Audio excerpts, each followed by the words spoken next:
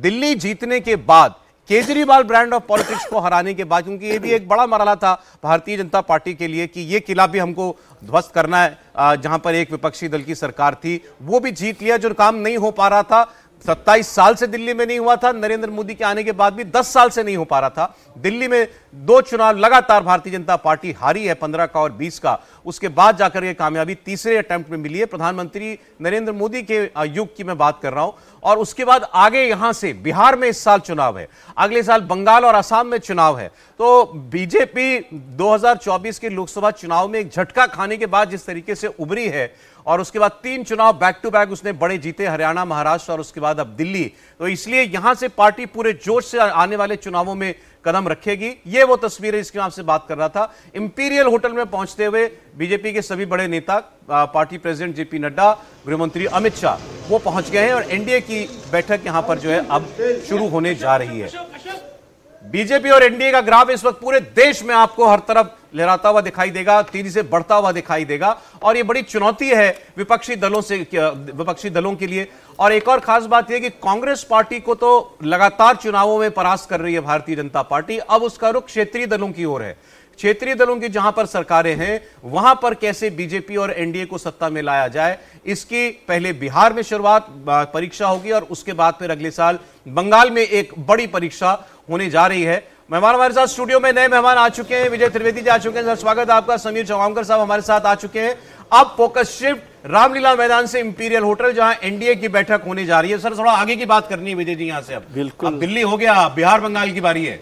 बिल्कुल जाहिर है कि जिस तरह से भारतीय जनता पार्टी ने 27 साल बाद दिल्ली में जीत हासिल की है, सरकार बनाई है, तो अब उनका उत्साह ज़्यादा बढ़ा हुआ। और बिहार एक बहुत बड़ा स्टेट है जहां पर भारतीय जनता पार्टी की नज़र लंबे समय से, वैसे आप कह सकते हैं कि वहां पर सरकार भारतीय जनता पार्टी की रही है, साझी सरकार रही है नीतीश कुमार जी की, लेकिन क्या वो इस बार पूरी तरीके से भारतीय जनता पार्टी की सरकार बनाने में कामयाब होगी, ये जो लक्ष्य है। हालांकि पार्टी की तरफ से अभी भी नीतीश कुमार जी को ही मुख्यमंत्री बनाकर चीफ मिनिस्टर के नेतृत्व में ही चुनाव लड़ने की बात है, लेकिन क्या नीतीश कुमार के नेतृत्व वाली सरकार महाराष्ट्र के एकनाथ शिंदे की तरह से बाद में भारतीय जनता पार्टी की सरकार में बदल जाएगी, ये तय करना। लेकिन बीजेपी की पूरी कोशिश है कि ये इलेक्शन टू वे इलेक्शन एक तरह से हो, आरजेडी वर्सेस बीजेपी हो, और जेडीयू उसके सपोर्ट में उनके साथ रहे और भारतीय जनता पार्टी का चीफ मिनिस्टर बने, ऐसी संभावना। लेकिन उत्साह तो बहुत बड़ा हुआ है। दिल्ली की तरह से और बात कर ले, केजरीवाल को हराना बीजेपी के लिए इतनी बड़ी डील क्यों थी?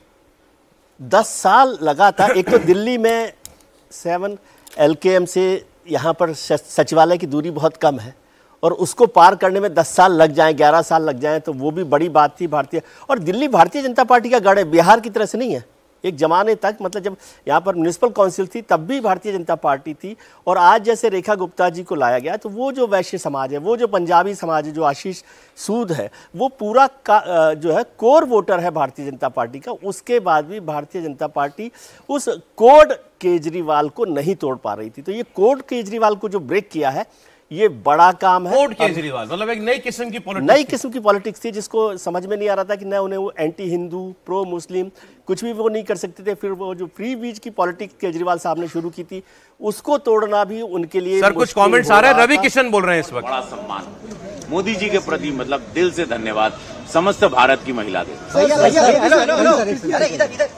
पहले लाइन में आप धोखा करेंगे। रवि किशन जी ने बात में जो इशारा दिया इंपॉर्टेंट है। प्रधानमंत्री ने वादा किया था 8 मार्च को महिला दिवस तक पहली खेप जो है, पहली किस्त जो है महिला सम्मान निधि की 2100 रुपए की, वो पहुंच जाएगी महिलाओं के खाते में। और अभी आपने सुना कपिल मिश्रा भी कह रहे थे और एक दूसरे मंत्री भी कह रहे थे, हम कैबिनेट की पहली बैठक में ये फैसला कर देंगे। अब फैसलों की बारी है।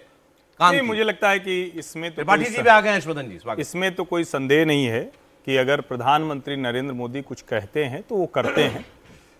ये 2500 रुपए मैं ये मानता हूं कि भारतीय जनता पार्टी का मजबूरी में उठाया गया कदम है, लेकिन फिर भी ये कदम आगे बढ़ाएगी क्योंकि बीजेपी को ट्रस्ट का मसला है। लेकिन असली क्या है? असली ये है जो इस वक्त आप इंडिया टीवी की स्क्रीन पर हमारे बगल 6 चेहरे देख रहे हैं।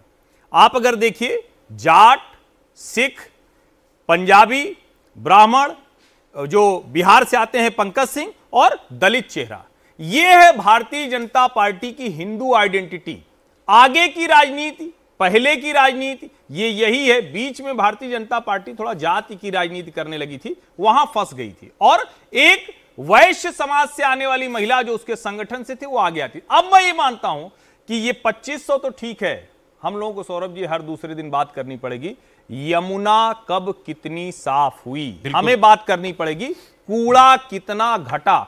इसके अलावा और मुद्दे जो हैं वो सब सरकार है, गवर्नेंस है, दिल्ली है, वो चलता रहेगा। इन दोनों पर हम लोगों को फोकस करना है, याद दिलाते रहना। हो सकता है यमुना के घाट पर अभी जाते हुए आपको सारे मुख्यमंत्री मंत्री दिखाई दे, लेकिन चूंकि आपने बात कर दी ये है हिंदू आइडेंटिटी भारतीय जनता पार्टी की, और फिर ये बताना पड़ेगा ना कि दिल्ली में अब एक और प्रदेश हो गया जहां मुसलमान मंत्री नहीं होगा, होता था अभी तक दिल्ली में भी। देखिए, मुझे लगता है कि इस मामले में तो यूं भी देखना चाहिए कि दिल्ली के मुसलमानों ने भारतीय जनता पार्टी को सत्ता से दूर रखने में इतनी कसर नहीं छोड़ी कि हम लोग टीवी पर भी कहते 2% तो ज्यादा है भाजपा के पास। अरे भाई, जरा मुस्लिम सीटों का भी समीकरण उठा के देख लीजिए तो आपको समझ में आएगा कि अंतर कितना बड़ा है। मेरा यह मानना है मुसलमानों को भी अब भाजपा को अपना दुश्मन मानना बंद करना चाहिए। जितनी ताकत उनको लगानी थी लगा चुके, भाजपा को सत्ता से हटाते नहीं, उनको सौंप दे रहे हैं। दिल्ली का एक और हिंदूवादी चेहरा जो जीत करके आया है रविंदर नेगी, वो बोल रहे हैं, कुछ सुनते हैं। किया पार्टी के कार्यकर्ताओं ने 15 साल कांग्रेस के कुशासन को झेला, 12 साल आम आदमी पार्टी के भ्रष्टाचार को झेला, उसके बाद जो एक नई किरण आई है भाजपा के तौर पर, दिल्ली वालों को भी बधाई है और उन बहनों और माताओं को भी बधाई है। एक महिला मुख्यमंत्री बनाकर माननीय प्रधानमंत्री जी ने महिलाओं का सम्मान किया और महिलाओं की जो भागीदारी बार बार मोदी जी करते हैं वो करके दिखाया। आप लोग यमुना जाने वाले हैं आज माँ यमुना जी की सफाई तो चली रही है, वो तो पहले दिन से चालू हो गया। जो हम कहते हैं वो हम करते हैं, क्योंकि यमुना बड़ा मुद्दा रहा है। बिल्कुल बिल्कुल बिल्कुल होगा, और माँ यमुना को हम माँ मानते हैं, सनातनी लोग हैं। कैबिनेट में क्या आप लोग फैसले? कैबिनेट में बहुत सारी चीजें हैं जो आपके सामने आ जाएंगी। सर, 27 सालों का इंतजार खत्म हुआ है। ये सारे सवाल यमुना के इर्द गिर्द जरूर होते हैं, जिससे भी बात वहां पर हो रही है नेता से दिल्ली के। यमुना पर अब बीजेपी की सरकार काम करेगी, अभी से शुरू कर देगी। वो खैर आपको पहले ही दिखाई दे गया था, सरकार बनी भी नहीं थी तभी जो यमुना में जो है मशीनें लग गई थी गंदगी साफ करने के लिए। उस पर एक लाइन बोल दूं। हाँ, वीके सक्सेना जी को अब ध्यान रखना चाहिए कि वो एलजी हैं, केंद्र के प्रतिनिधि हैं, और अब ये जो सरकार है ये कोई आम आदमी पार्टी की झगड़ा करने वाली सरकार नहीं। तो वो अति उत्साह में चले गए थे। मेरी जानकारी में भारतीय जनता पार्टी ये क्यों पसंद करेगी, उनकी सरकार क्यों पसंद करेगी कि चुनी हुई सरकार से पहले मशीनें चलने लगे, लेकिन फिर भी अच्छा है कि ये सफाई का काम होना शुरू हो गया। लोकसभा चुनाव का कार्यकाल पूरा हो गया ना इस आज के साथ। बिल्कुल, एक जो चीफ मिनिस्टर थे आतिशी जी और दूसरे जो चीफ एग्जीक्यूटिव चीफ मिनिस्टर थे एलजी साहब, उन दोनों का कार्यकाल आज पूरा हो गया। केजरीवाल जी आज आते तो बढ़िया रहता, केजरीवाल जी ने आना चाहिए था, और आतिशी जी को तो कम से कम रहना चाहिए। कि अभी कड़वाहट बहुत है अभी नहीं, जिस स्तर पर संबंध चले गए आम आदमी पार्टी और भारतीय जनता पार्टी के, तो मुझे लग रहा है कि अब तो वो औपचारिकता भी बाकी नहीं है कि अगर सामने मिल जाए तो हाथ मिला लिया जाए। देवेंद्र यादव आए कांग्रेस से? नहीं, अब देवेंद्र यादव की बात दूसरी। अब देवेंद्र यादव तो ठीक है कि मतलब कांग्रेस के पास तो कुछ भी नहीं है, लगातार 2 लोकसभा चुनाव 2 विधानसभा चुनाव में 20 सीट नहीं जीत रही है, दिल्ली प्रदेश अध्यक्ष है। और देवेंद्र यादव को तो यहाँ आने से पहले प्रदेश अध्यक्ष इस्तीफा देना था नैतिक जिम्मेदारी लेते हुए।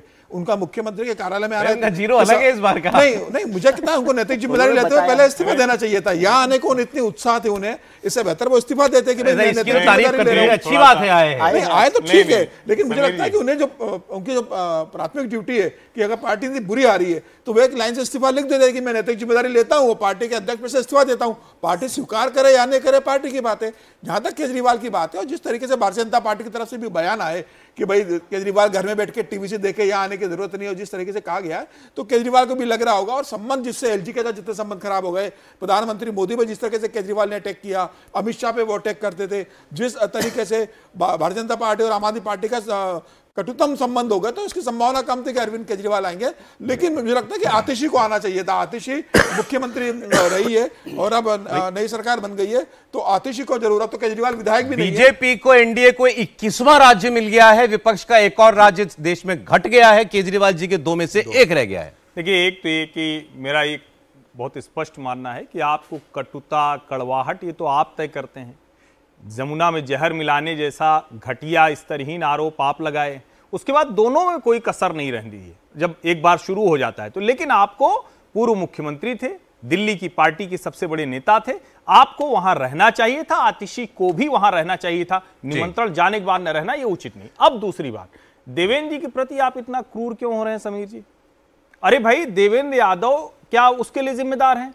राहुल जी ने प्रेस कॉन्फ्रेंस टलवाई थी अजय माकन की, राहुल जी देर से मैदान में उतरे, प्रियंका जी बड़ी नेता हैं, ऐसा उनकी आईटी सेल की अध्यक्ष ने कहा था, प्रियंका जी बड़ी नेता हैं, वो तय करेंगी। आप क्रूर उनके ऊपर तो मतलब अब ऐसा मत कीजिए। देवेंद्र यादव तो बेचारे जितनी ताकत थी लड़े, हो सकता है कि उनकी किस्मत ठीक रहती तो विधायक भी हो जाते। अच्छा, वैसे तो याद दिला दूं आपको, पदयात्रा उनका अभियान वो बहुत शानदार था। ये राहुल प्रियंका की जोड़ी की गड़बड़ है कि बहुत देर में उतरे और रस्म अदायगी की, इसके अलावा दिल्ली में कुछ नहीं। ज्यादा पुरानी बात नहीं है। अरविंद केजरीवाल जी को जब जेल हुई थी सर, इसी रामलीला मैदान में राहुल गांधी और सब अरविंद केजरीवाल के समर्थन में इकट्ठा हुए थे। अब ये गाड़ियां पहुंच रही है। फिर बताता हूं आपको, इंपीरियल होटल की तस्वीर आप देख रहे हैं एनडीए के लिए, जहां पर लंच रखा गया। जी सर, आज का दिन जो है ना बहुत फुल सर्किल का दिन है दिल्ली पॉलिटिक्स के लिए। पहला फुल सर्किल है कि केजरीवाल साहब ने रामलीला मैदान से वो राजनीति शुरू की थी, जो नई राजनीति का जिसका हम सब लोग चर्चा करते रहे हैं, वो वहाँ से निकल के और भारतीय जनता पार्टी का कांग्रेस का वनवास वो आज खत्म हुआ, तो एक नई राजनीति फिर से उस राजनीति पर आए हैं। ठीक है। दूसरा, जेपी नड्डा साहब के लिए भी फुल सर्किल पूरा हो गया। जेपी नड्डा साहब जब अध्यक्ष बने थे 2020 में, तो पहला चुनाव वो दिल्ली बीजेपी हारी थी, दिल्ली का चुनाव। आज जब वो अब आखिरी समय, मेरे ख्याल से आखिरी चुनाव है उनका, वो चुनाव जीता। अब सर जरा इंडिया की बात हम कर ले। महाराष्ट्र के नेता आपको दिखाई दे रहे हैं, अजीत पवार वहां पर अभी पहुंचे थे, प्रफुल्ल पटेल आपको दिखाई दे रहे हैं, एनसीपी के नेता। महाराष्ट्र से दोनों उप मुख्यमंत्री आए हैं और तटकरे भी हैं। हाँ जी, सुनील तटकरे भी आए हुए हैं एनसीपी के, तो वो पहुंचे हुए हैं। तो शिवसेना के साथी हैं, पूरी फुल अटेंडेंस में हैं। चंद्रबाबू नायडू, पवन कल्याण आंध्र प्रदेश से, वो इंपॉर्टेंट सहयोगी हैं, वो दोनों लोग आए हुए हैं। मैं बिहार की बात करना चाह रहा था आपसे। बिहार नीतीश कुमार जी क्यों नहीं आ रहे हुए एनडीए की बैठकों में? ये और ऐसी बात नहीं है कि अब कोई हेयरसे वाली बात है। तीसरी बैठक है एनडीए की जिसमें नीतीश कुमार खुद नहीं आए, और ऐसा नहीं है कि वो दिल्ली नहीं आते। मनमोहन जी को श्रद्धांजलि देने दिल्ली आए थे। अभी कुछ दिन पहले ही उनके सुरक्षा में एक व्यक्ति हैं तैनात, उनके घर की शादी थी, उसके लिए वो दिल्ली एनसीआर आए हुए थे, मानेसर आए हुए थे, लेकिन तब भी रात रुके और फिर चले गए दिल्ली में। किसी नेता से उनकी मुलाकात नहीं हुई, बड़े नेता से, और आज भी उनका ना आना। भाई हर चीज कोइंसिडेंस नहीं हो सकती ना, नहीं कुछ तो बात है। कोइंसिडेंस नहीं, एक तो उनकी राजनीतिक व्यस्तता दूसरे तरह की बताई गई, हालांकि ठीक बात है कि वो यहाँ रह सकते थे, लेकिन उसका दूसरा पहलू यह है कि उनकी पार्टी के प्रतिनिधि पहली कतार में हैं। उनकी पार्टी के प्रतिनिधि उस तरह से दिख रहे हैं कि ऐसे लगता है कि जैसे वो भाजपा का हिस्सा हों। और जो सबसे बड़ी बात है, मुझे जो बिहार की राजनीति में जो लोग जिसको कहते हैं ना कि पटना में क्या चल रहा है, तो पटना में ये चल रहा है कि एक पुत्रोदय हो रहा है, यानी एक पुत्र के उदय की वहां भी तैयारी है। नीतीश कुमार चाहते हैं कि भारतीय जनता पार्टी प्रस्ताव दे कि उनके पुत्र को एक सम्मानजनक जगह मिल जाए।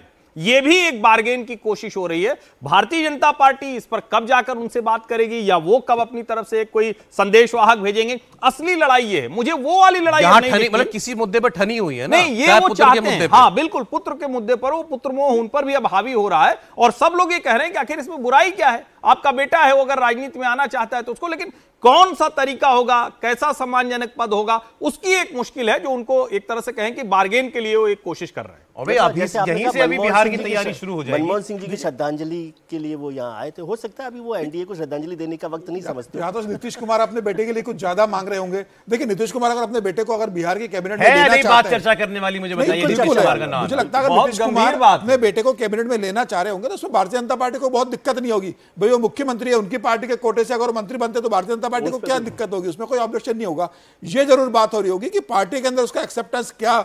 अब जो नीतीश कुमार रिटायर हो रहे हैं तो जनता दल के अंदर जो नेता चाह रहे होंगे कि अब नीतीश जगह हम ले सकते हैं, उन लोगों का नीतीश के संग एक तो बड़ी विचित्र बात यह है कि पूरी बीजेपी कह रही है कि नीतीश जी के नेतृत्व में चुनाव लड़ेंगे, जीते तो ये मुख्यमंत्री बनेंगे, और फिर उनकी रिटायरमेंट की बातें भी साथ साथ होती हैं। उनके लिहाज से देखें तो दोनों बातें। भारतीय जनता पार्टी कभी उनके रिटायरमेंट की बात नहीं कर रही।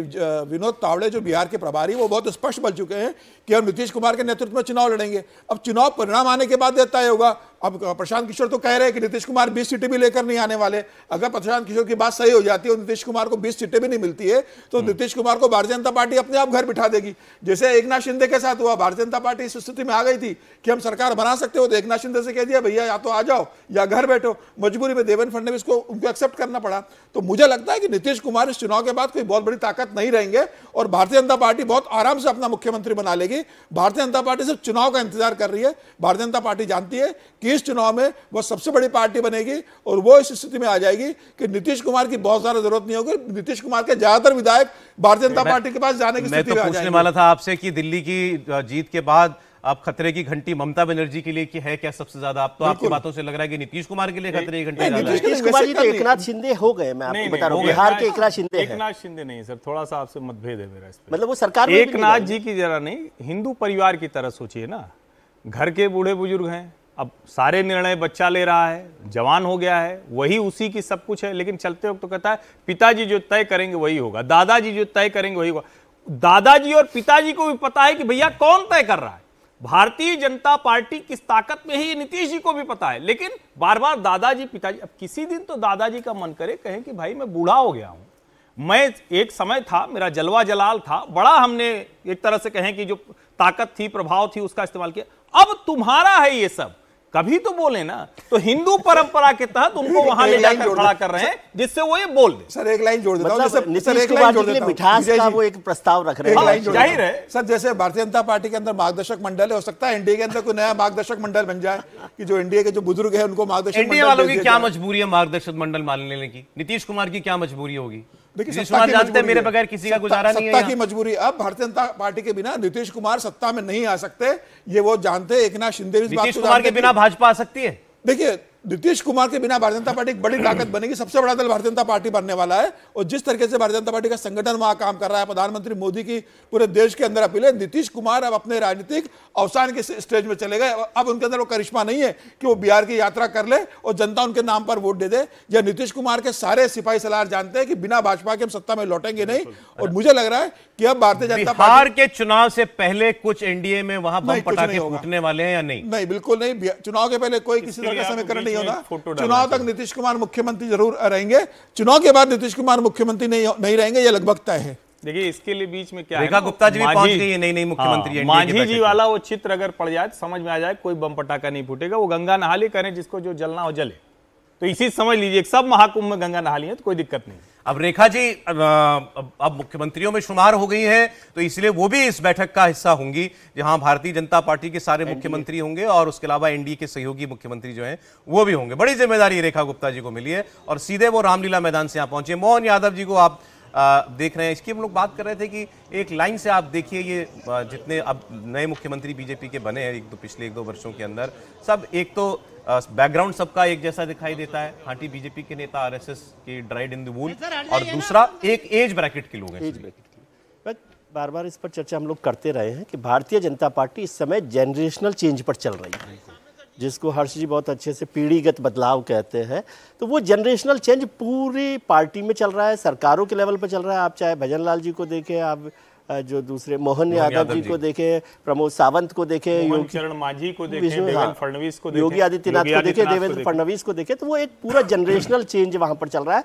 और राष्ट्र संगठन के स्तर पर भी उसी तरह से वो चल रहा है और ये बेहतर होगा। आज तो आपको लग रहा होगा कि अनुभव की कमी है, लेकिन अगले 20 साल के लिए ये एक मजबूत बीजेपी की तैयारी है। और अभी सब लोग बैठे हुए ऊपर, चाहे वो अमित शाह साहब हो या प्रधानमंत्री जी हो या जेपी नड्डा साहब हो या राजनाथ जी हो, तो ऐसे लोग हैं जो उनको मदद कर सकते हैं। तो एक नई पीढ़ी तैयार हो रही है और इसका फायदा आपको अगले 20 साल तक दिखाई देगा कि भारतीय जनता पार्टी के पास एक नई, ये मैं समझ रहा हूँ कि अडवाणी जी के बाद दूसरी बार ये पूरा प्रोसेस हो रहा है। गुजरात अपवाद है सर, इसमें आप जो उदाहरण दे रहे हैं इसमें गुजरात अपवाद है। भूपेन्द्र पटेल 62-61 साल के हो चुके हैं और वो 60 साल में मुख्यमंत्री बने। गुजरात में सर डायनेमिक्स भी सारे अलग है ना, वो तो अलग है, गुजरात को भारतीय जनता पार्टी की बात करेंगे, पूरा प्रोग्राम रहेगा। नहीं, लेकिन उसमें भी एक जो आपने कहा ना, अच्छा है, ये बात होनी चाहिए। उसमें भी अगर आप देखें तो भूपेन्द्र पटेल मुख्यमंत्री हैं, समीकरण हर कोई गुजरात को अलग से बात करता है, क्योंकि खुद मोदी शाह देखते हैं, लेकिन आपको हर सांघवी जैसा नेता दिखता है जो नई जनरेशन का लीडर, उनकी जो मंत्रिमंडल है उसमें वही है, तो आप वो दिखते हैं। हाँ, तो ऐसा नहीं है, भारतीय पूरा जनरेशनल चेंज पर चल रही है पार्टी। और उससे मुझे लगता है, बल्कि मैं कह रहा था कि इसको कांग्रेस में देखना चाहिए कि राहुल गांधी जी जब अध्यक्ष बने तो उन्होंने सचिन पायलट की जगह अशोक गहलोत को चुन लिया, ज्योतिरादित्य सिंधिया की जगह कमलनाथ को चुन लिया। जोड़ी के लिए सामने जो दिख रही है, जो जोड़ी दिख रही सामने आपको, वो जोड़ी तो दिल्ली के दोनों डिप्टी सीएम, दोनों डिप्टी केशव जी और ब्रजेश पाठक।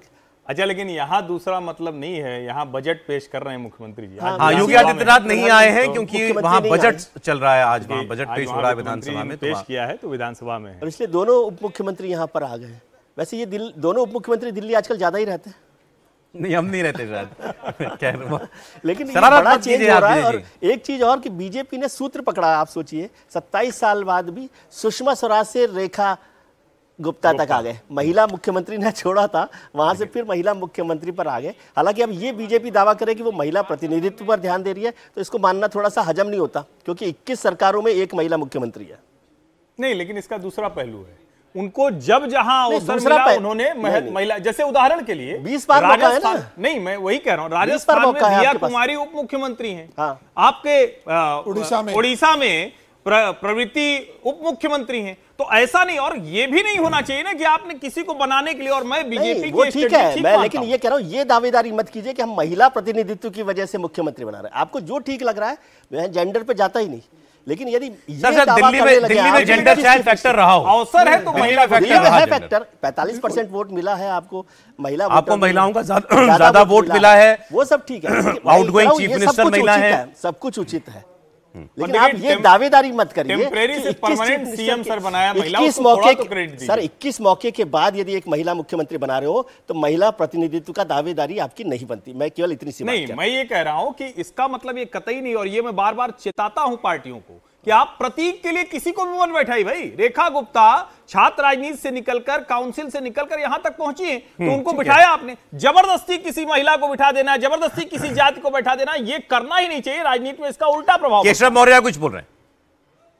जैसे रेखा गुप्ता जी का नाम रेखा गुप्ता है, लेकिन वो दिल्ली की भाग्य रेखा बनेंगी, विकास की रेखा बनेंगी, अविरल निर्मल यमुना मैया के प्रवाह की रेखा बनेंगी, स्वच्छता की रेखा बनेंगी, और आने वाला समय बहुत ही, जैसा दिल्ली को देश देखना चाहता है, दुनिया देखना चाहती है, वैसी दिल्ली बनेगी, ऐसा हमें विश्वास है। और आज लग रहा है कि दिल्ली नहीं बल्कि देश जीता है एक बार फिर से। देखिए, कुंभ में तो सबको बुलाए हैं, सब लोग आए हैं, और सब ने वहां आस्था की डुबकी लगाए हैं, और जो लोगों को समय मिलेगा वो दिल्ली की सेवा में लगेंगी, तो हम प्रयागराज के संगम का पवित्र जल यहाँ दिल्ली पहुँचाएंगे। सर बजट में सभी प्रदेशों में भारतीय जनता पार्टी ने प्रचंड बहुमत के साथ विजयश्री हासिल की है। दिल्ली में 27 साल का सूखा खत्म हुआ है। दिल्ली विकसित दिल्ली बनेगी। दिल्ली के लोगों का सपना भारतीय जनता पार्टी माननीय मोदी जी के नेतृत्व में, आदरणीय रेखा गुप्ता जी के नेतृत्व में पूरा करने जा रही है। पानी के लिए तो आप दोनों उप मुख्यमंत्रियों को आप सुन रहे थे। केशव जी ने कहा कि रेखा गुप्ता जी दिल्ली की भाग्य रेखा बनेंगी, समीर जी कह रहे थे कि लेकिन उनकी एक लक्ष्मण रेखा भी है। बिल्कुल, निश्चित रूप से सभी मुख्यमंत्री। परवेश वर्मा को सुन लें सर। केजरीवाल को हराया, क्या कहेंगे सर? इस जिम्मेदारी को हम पूरी ईमानदारी के साथ में निभाएंगे। हाँ। और पहला क्या रहेगा सर? पहला एक्शन क्या रहेगा? धक्का-मुक्की मत करो सर, धक्का-मुक्की मत करो। पहली जिम्मेदारी क्या रहेगी सर?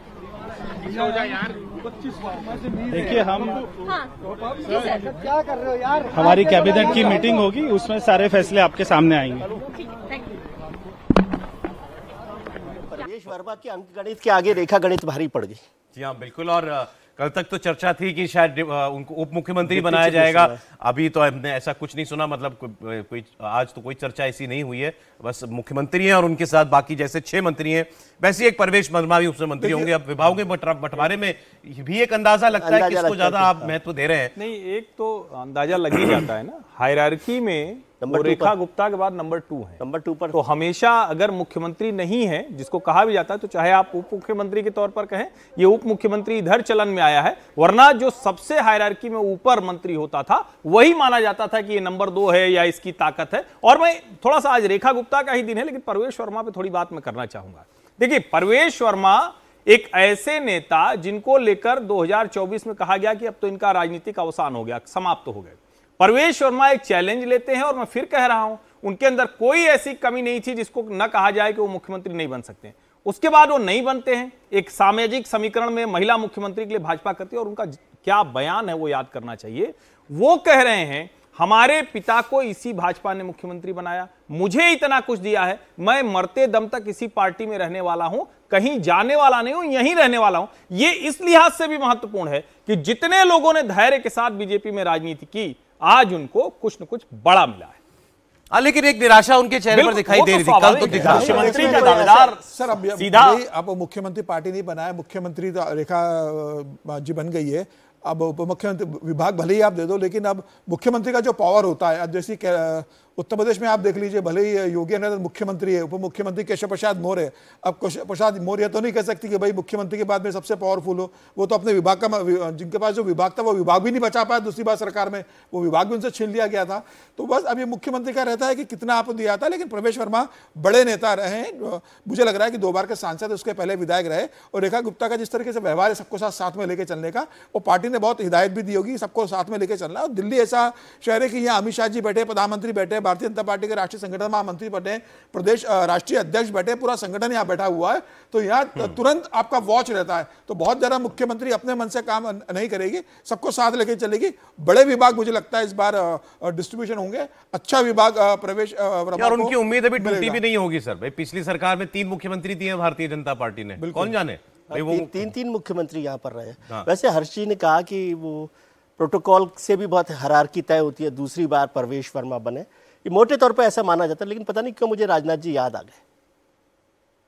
नहीं, लेकिन ऑफिशियल प्रेसिडेंट्स में राजनाथ जी ही नहीं, मैं वही कह रहा हूं, ऑफिशियली है। और दूसरा जो आज मैंने देखा सर, एक माफ कीजिए, आज मैं देख रहा था कि राजनाथ जी पहले आके बैठे हुए थे, अमित शाह जी का इंतजार उन्होंने किया है, जानकारी के तौर पर पहले आ गए होंगे। इसको इस तरह से प्रोटोकॉल में होता है सर, नहीं ऐसे थोड़ी होता है। नहीं, मैं प्रोटोकॉल का ही बता रहा हूं। दिल्ली के संदर्भ में केंद्र शासित प्रदेश है जो गृह मंत्रालय के अंतर्गत आता है, इसीलिए जेपी नड्डा के साथ अमित शाह उनके साथ आए हैं। ये भी अच्छा याद दिलाया आपने कि पहली बार देखा मैंने पार्टी अध्यक्ष जो है गृह मंत्री जी के घर पर गए हो, दूसरा और उनको साथ लेकर। लेकिन दूसरा जो महत्वपूर्ण है, अगर इस तरह की हायरार्कीज की हम बात करेंगे तो फिर भी ये तो हर कोई जानता है ना कि नरेंद्र मोदी के बाद अमित शाह पार्टी में सबसे पावरफुल पर्सन है, ये कोई छिपी बात नहीं। लेकिन क्या हायरार्की में जो मंत्रिमंडल की हायरार्की है उसमें कभी हमको चेंज देखने को मिला? तो अब तक तो वो देखने को नहीं मिला, चाहे वो सीटिंग अरेंजमेंट हो या फिर किसी फैसले में हो। नहीं, अगर आप जो बात कह रहे हैं वो सही भी है, लेकिन दिल्ली में तो दिखता, पावर सेंटर की बात कर रहा हूं, दिल्ली में दिखता ही है ना कि रेखा गुप्ता के बाद प्रवेश वर्मा। हाँ, वो तो ठीक है बात। अब ये मत बोलिए, प्रवेश वर्मा जी को थोड़ा सा आराम से बैठने दीजिए। और अच्छी बात है, मतलब देखिए किसी भी तरह से सब लोग योग्य लोग होते हैं। आप रेखा गुप्ता को नहीं बनाते, प्रवेश वर्मा को बनाते, तो हम सवाल करते कि ये परिवारवाद पर चर्चा कर रहे हैं। आज जो लोग, मैं चर्चा कर रहा था कि जो लोग आज जाट नेता के तौर पर प्रवेश वर्मा को याद कर रहे हैं, उनके चीफ मिनिस्टर बनते ही हम साहिब सिंह बेटे के तौर पर उनको याद कर रहे होते। बिल्कुल ठीक, बोल दोबारा कुछ कह रहे हैं। चुनौतियां काफी सारी होंगी और पुरानी सरकार का भी जो है देखना है लेखा। देखिए, बहुत सारी चुनौतियां तो हैं ही, क्योंकि हमने देखा कि पिछले कुछ सालों में दिल्ली में जो काम होने चाहिए थे वो नहीं हुए। मगर इसके साथ में खुशी भी है कि हमको प्रधानमंत्री जी का साथ मिलेगा, भारत सरकार के साथ मिलकर उनकी सारी योजनाओं को, विजन को दिल्ली में लेकर आना, और सारी जनता के जितने भी हमने वायदे किए सबको पूरा करना, ये हमारे सामने चुनौती है और हम सारे वायदों को पूरा करेंगे। प्रवेश जी, आप जो है जायंट किलर के तौर पर माने जा रहे थे अरविंद केजरीवाल को हराने के बाद, तो अभी खुश है? अब इस सवाल में इंटरेस्ट नहीं है प्रवेश वर्मा का। ये सवाल कितनी बार इसका वो उत्तर देंगे। एनडीए की बैठक शुरू हो गई है दिल्ली के इंपीरियल होटल में, इस रामलीला मैदान से बहुत वो दूर नहीं है, और अभी फिलहाल सारे मंत्री हमें वहीं पर जाते हुए दिखाई दिए हैं। आज दिन में आपको तस्वीरें इनकी जब ये सचिवालय जाकर अपना कामकाज संभालेंगे उसकी भी दिखाई देंगी। हो सकता है यमुना जी के घाट तक भी दिल्ली के सारे मंत्री जो हैं मुख्यमंत्री समेत वो जाएं, क्योंकि ये 2-3 काम तो बड़े महत्वपूर्ण है। पहला, एक महिलाओं के खाते में जो प्रॉमिस है 2500 रुपए हर मंथ डालने का, वो पूरा करना। उसके लिए कैबिनेट में फाइल पर एक दस्तखत होना है, रेखा गुप्ता वो दस्तखत करेंगी और शायद आज ही कर देंगी, और उसके बाद प्रधानमंत्री ने कहा था 8 मार्च से पहले पैसा आपके खाते में आ जाएगा। और दूसरा बड़ा काम यमुना की सफाई का है, जिसका काम पहले थोड़ा बहुत शुरू हो भी गया है, और अब उसको लेकर के भी उम्मीद करते हैं कि बहुत तेजी से काम आगे बढ़ेगा। और रेखा गुप्ता अब एक बार जब सचिवालय जाकर के अपना कामकाज संभालती है तो थोड़ा और ब्रॉडली वो बता सकती हैं उनका विजन क्या है। हर मुख्यमंत्री अपनी कोई सोच लेकर के आता है, अपनी एक प्रायोरिटीज वो तय करता है। तो रेखा गुप्ता की दिल्ली को लेकर क्या प्राथमिकताएं होंगी, ये भी उनसे हमें थोड़ी देर में जानने को मिलेगा। और बाकी बीजेपी के सारे बड़े बड़े नेता वो एनडीए की इस बैठक में शामिल होने के लिए पहुंच रहे हैं, जहां से खबर यह है कि सारे और एनडीए के साथी आए, नीतीश कुमार इस बार भी नहीं आए। तो कोई खटपट है, कोई नाराजगी है, या वाकई कोई व्यस्तता थी जिसकी वजह से वो नहीं आए, इसकी भी हम लोग चर्चा कर रहे थे। और फिर अरविंद केजरीवाल हारे, ये बहुत सारे लोगों को इसका यकीन नहीं था चुनाव से पहले कि ये मुमकिन बीजेपी के लिए हो पाएगा इस बार भी। लेकिन यहां से अब अगली खतरे की घंटी तो ममता बनर्जी के लिए बज रही है, और आपने देखा होगा कि अब लगातार बंगाल खबरों में आना जो है वो फिर से शुरू हो गया। त्रिपाठी जी, नहीं, निश्चित तौर पर ममता बनर्जी के लिए खतरे की घंटी बजी या कहें कि उन्होंने मतलब अनजाने में वो घंटी उन्होंने अपने लिए शुभ वाली बजाई होगी, लेकिन वो खतरे की घंटी थी। अगर कोई इस देश में महाकुंभ को मृत्यु कुंभ कह रहा हो, अगर कोई इस देश में सरस्वती पूजा के पंडालों पर किसी तरह की गड़बड़ हो, किसी तरह की पत्थरबाजी हो और उसके बाद विधानसभा में उसकी चर्चा तक नहीं होने दे रहा हो, तो मैं यकीनन कह सकता हूं कि उसके लिए बहुत अच्छी स्थिति नहीं। ममता जी को क्या लगता है 30% का मुसलमान मतदाता समूह पश्चिम बंगाल में उनके राज को अखंड एक छत्र रखेगा, लेकिन 70% हिंदू मतदाताओं को भी कम्युनिस्ट राज दिखा है, उससे पहले कांग्रेस राज दिखा है और अब लगातार 3 बार ममता जी मुख्यमंत्री बन गई हैं। 26 की लड़ाई उनके लिए बहुत अच्छी नहीं होने वाली है। ठीक, तो पहले बिहार और उसके बाद बंगाल, अब इन 2 चुनौतियों के लिए भारतीय जनता पार्टी को खुद को कसना है। कांग्रेस की बात भी हम लोग बीच बीच में करते रहे। कांग्रेस ने अभी कुछ ऑर्गेनाइजेशनल चेंजेस किए हैं विजय जी। राहुल गांधी लंबी बैठक में बैठे थे इस बार, कई घंटे बैठक वो चली थी, कई राज्यों के प्रभारी वगैरह सब जो हैं कांग्रेस पार्टी ने भी बदले हैं। और मुझे नहीं पता दिल्ली के चुनाव के बाद दिल्ली के चुनाव के रिजल्ट को कांग्रेस ने कैसा लिया है। दिखाया तो उन्होंने ये है कि चलो केजरीवाल जी तो गए तो हमारी एक मुसीबत को कम हुई। मेरे ख्याल से कांग्रेस के लिए सबसे सही वक्त है अपने संगठन को रिपेयर करने का, सुधारने का, उसका चेहरे जितने बदले जा सकते हैं वो बदलने का, और संगठन को राष्ट्रीय स्तर से लेकर जिला स्तर तक, ब्लॉक स्तर तक पूरा का पूरा रीफ्यूलिंग करने का टाइम भी है। तो अभी उत्तर प्रदेश, क्योंकि उत्तर प्रदेश एक बड़ा राज्य है, बिहार बड़ा राज्य है, उन दोनों राज्यों में भी वो ताकत लगाए। पहले कुछ महीने अभी थोड़ा एक गैप रहेगा इलेक्शंस का। हाँ, इलेक्शंस का गैप है, पूरा का पूरा साल ही करीब करीब है, नवंबर में चुनाव वहां पर होने। तो ये संगठन के लिए सबसे बेहतर टाइम है और कांग्रेस को कोशिश करनी चाहिए कि वो अपने संगठन की ओवरऑलिंग करे, मजबूती करे और कुछ कड़े फैसले भी लेने हो तो वो करे। अभी जैसे उसने एक तरह से, जैसे अभी समीर जी भी जिक्र कर रहे थे, कुछ लोगों को मार्गदर्शक मंडल में नहीं भेजा लेकिन रिटायर कर दिया है। वो सब ऐसे चेहरे थे जिनको रिटायर करना मुश्किल काम था, तो वो भी एक बड़ा काम है। और संगठन पर पूरी तरह से फोकस करके कांग्रेस लड़े और ये भी तय कर ले अब कि क्या चुनावों में कैसे करना है। हालांकि मुझे लगता है राज्य स्तर पर उसको अलग अलग रणनीति के साथ भी चलना चाहिए और राहुल गांधी जी को मोर एक्टिव हो जाए। प्रियंका जी भी नेता हैं अभी शायद, तो वो भी पूरी तरह से एक्टिव रहे। यूपी के बजट के बाद योगी आदित्यनाथ इस वक्त कुछ कह रहे हैं। तो दूसरी ओर यह बजट डबल इंजन सरकार की प्रतिबद्धता को भी दिखाता है। इस बजट में हमने 2,25,561 करोड़ 49 लाख रुपए कैपिटल एक्सपेंडिचर के लिए इसमें प्रस्तावित किया है, जिसके माध्यम से इंफ्रास्ट्रक्चर पर धनराशि जो व्यय होगी इससे अधिक रोजगार की सृजन इसके माध्यम से होंगे और यह अर्थव्यवस्था को सुदृढ़ करता है। हमने प्रदेश के अंदर 2017-18 में जब उत्तर प्रदेश की अर्थव्यवस्था जो प्रदेश की कैसे हमने इसको बढ़ाने में सफलता प्राप्त की है, जो जीडीपी थी वह 12,89,000 करोड़ रुपए की थी, वह आज 24-25 में जो उसका अनुमान है वह 27,51,000 करोड़ रुपए होने का अनुमान वह है। और ये दिखाता है कि इसमें 3 वर्ष का कालखंड ऐसा था जब वैश्विक महामारी कोरोना जैसी त्रासदी का सामना करना पड़ा था, जो आर्थिक दृष्टि से अत्यंत पूरी दुनिया के लिए, केवल भारत के लिए नहीं या केवल यूपी के लिए नहीं बल्कि पूरी दुनिया के लिए अत्यंत कठिन समय था।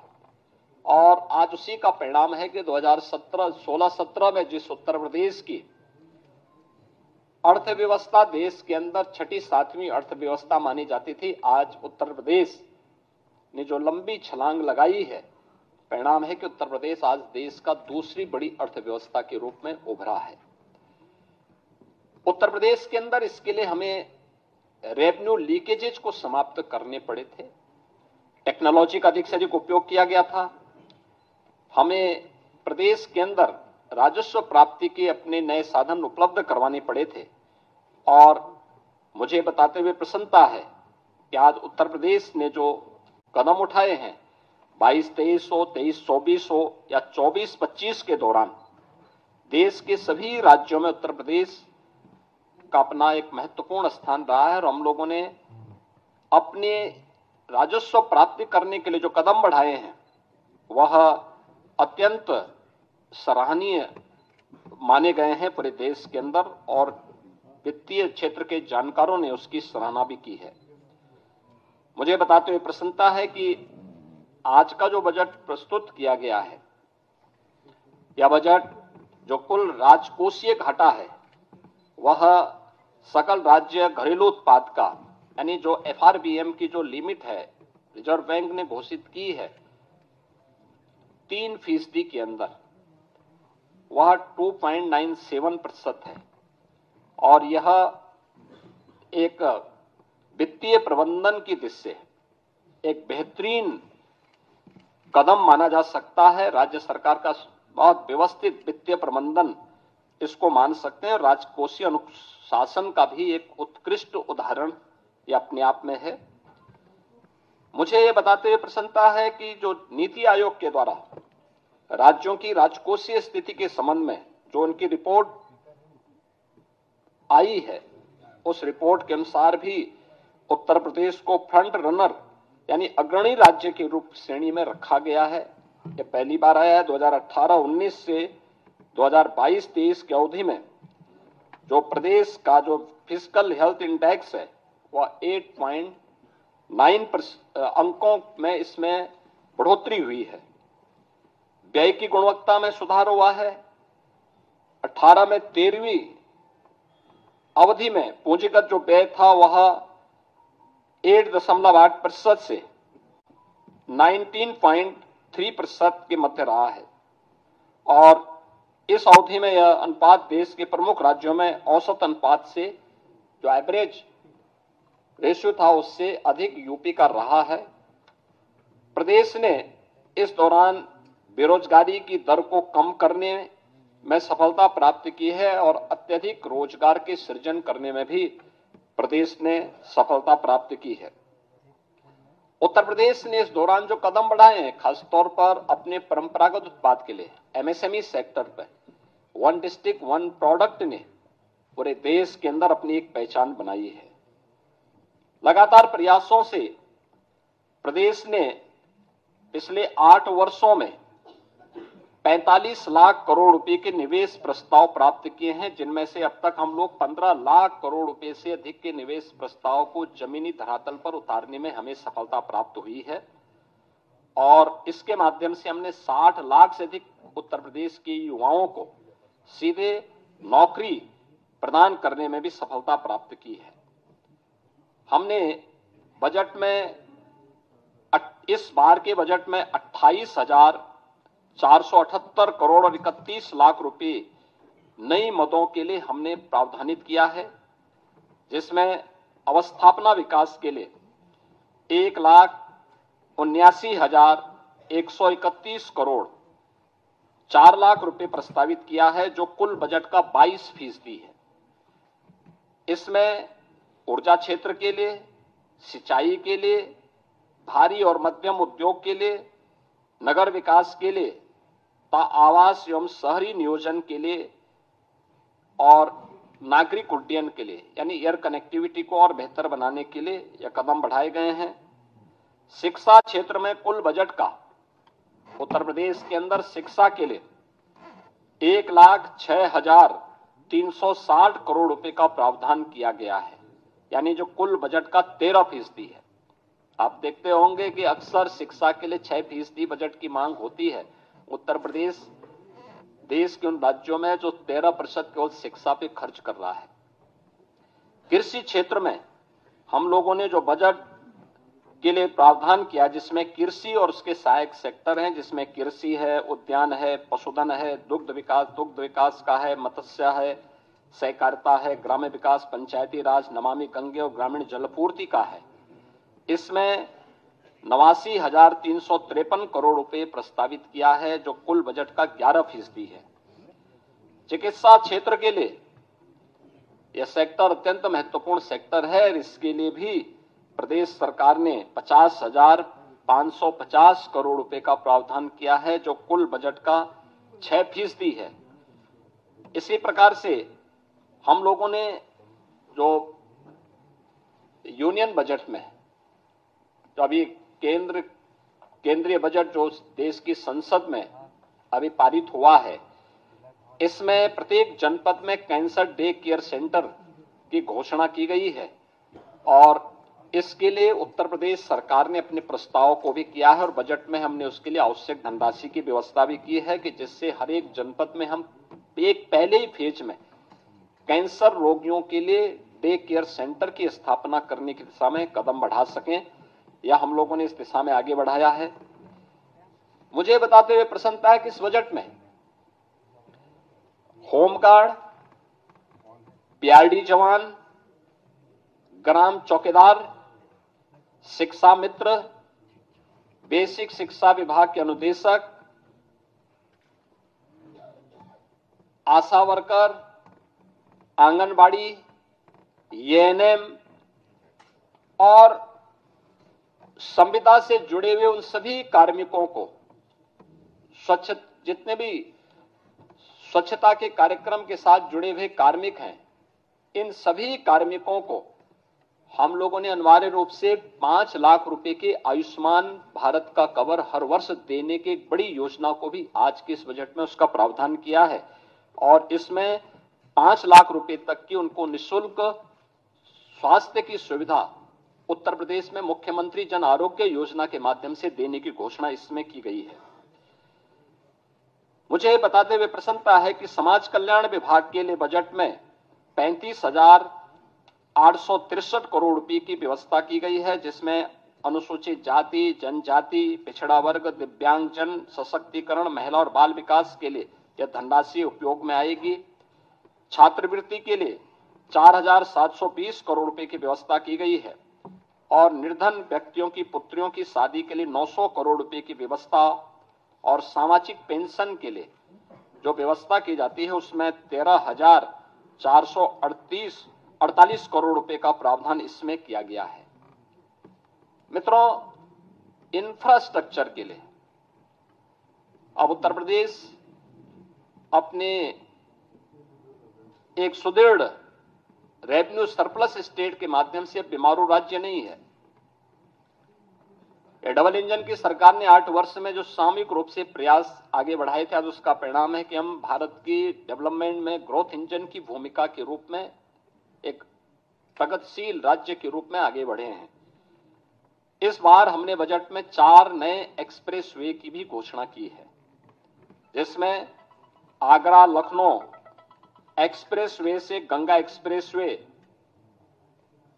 से आगरा लखनऊ एक्सप्रेस वे तक, यानी बाया हरदोई फरुखाबाद तक, इसको हम लोगों ने एक तो इसके लिए बजट का प्रावधान किया है।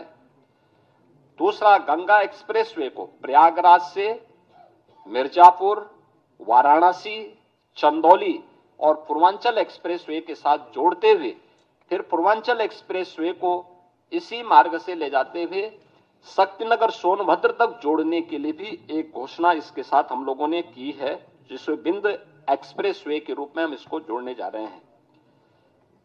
गंगा एक्सप्रेस वे को मेरठ से हरिद्वार तक जोड़ने के लिए भी हम लोगों ने इसमें आज के इस बजट में इसके लिए धनराशि की व्यवस्था की है और गंगा एक्सप्रेस वे को ही हम लोगों ने बुंदेलखंड एक्सप्रेस वे के साथ जोड़ने के लिए भी धनराशि की व्यवस्था आज के इस बजट में प्रस्तावित की है। प्रयागराज में महाकुंभ के अवसर पर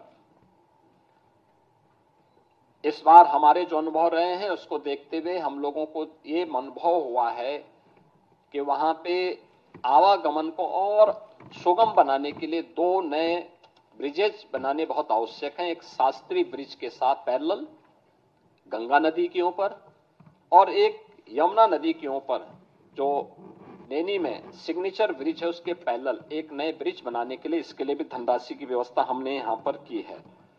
मुझे बताते हुए प्रसन्नता है कि मॉडर्न टेक्नोलॉजी में लखनऊ को आर्टिफिशियल इंटेलिजेंस के एक केंद्र के रूप में, एक हब के रूप में विकसित करने के लिए भी धनराशि की व्यवस्था यहां पर की गई है।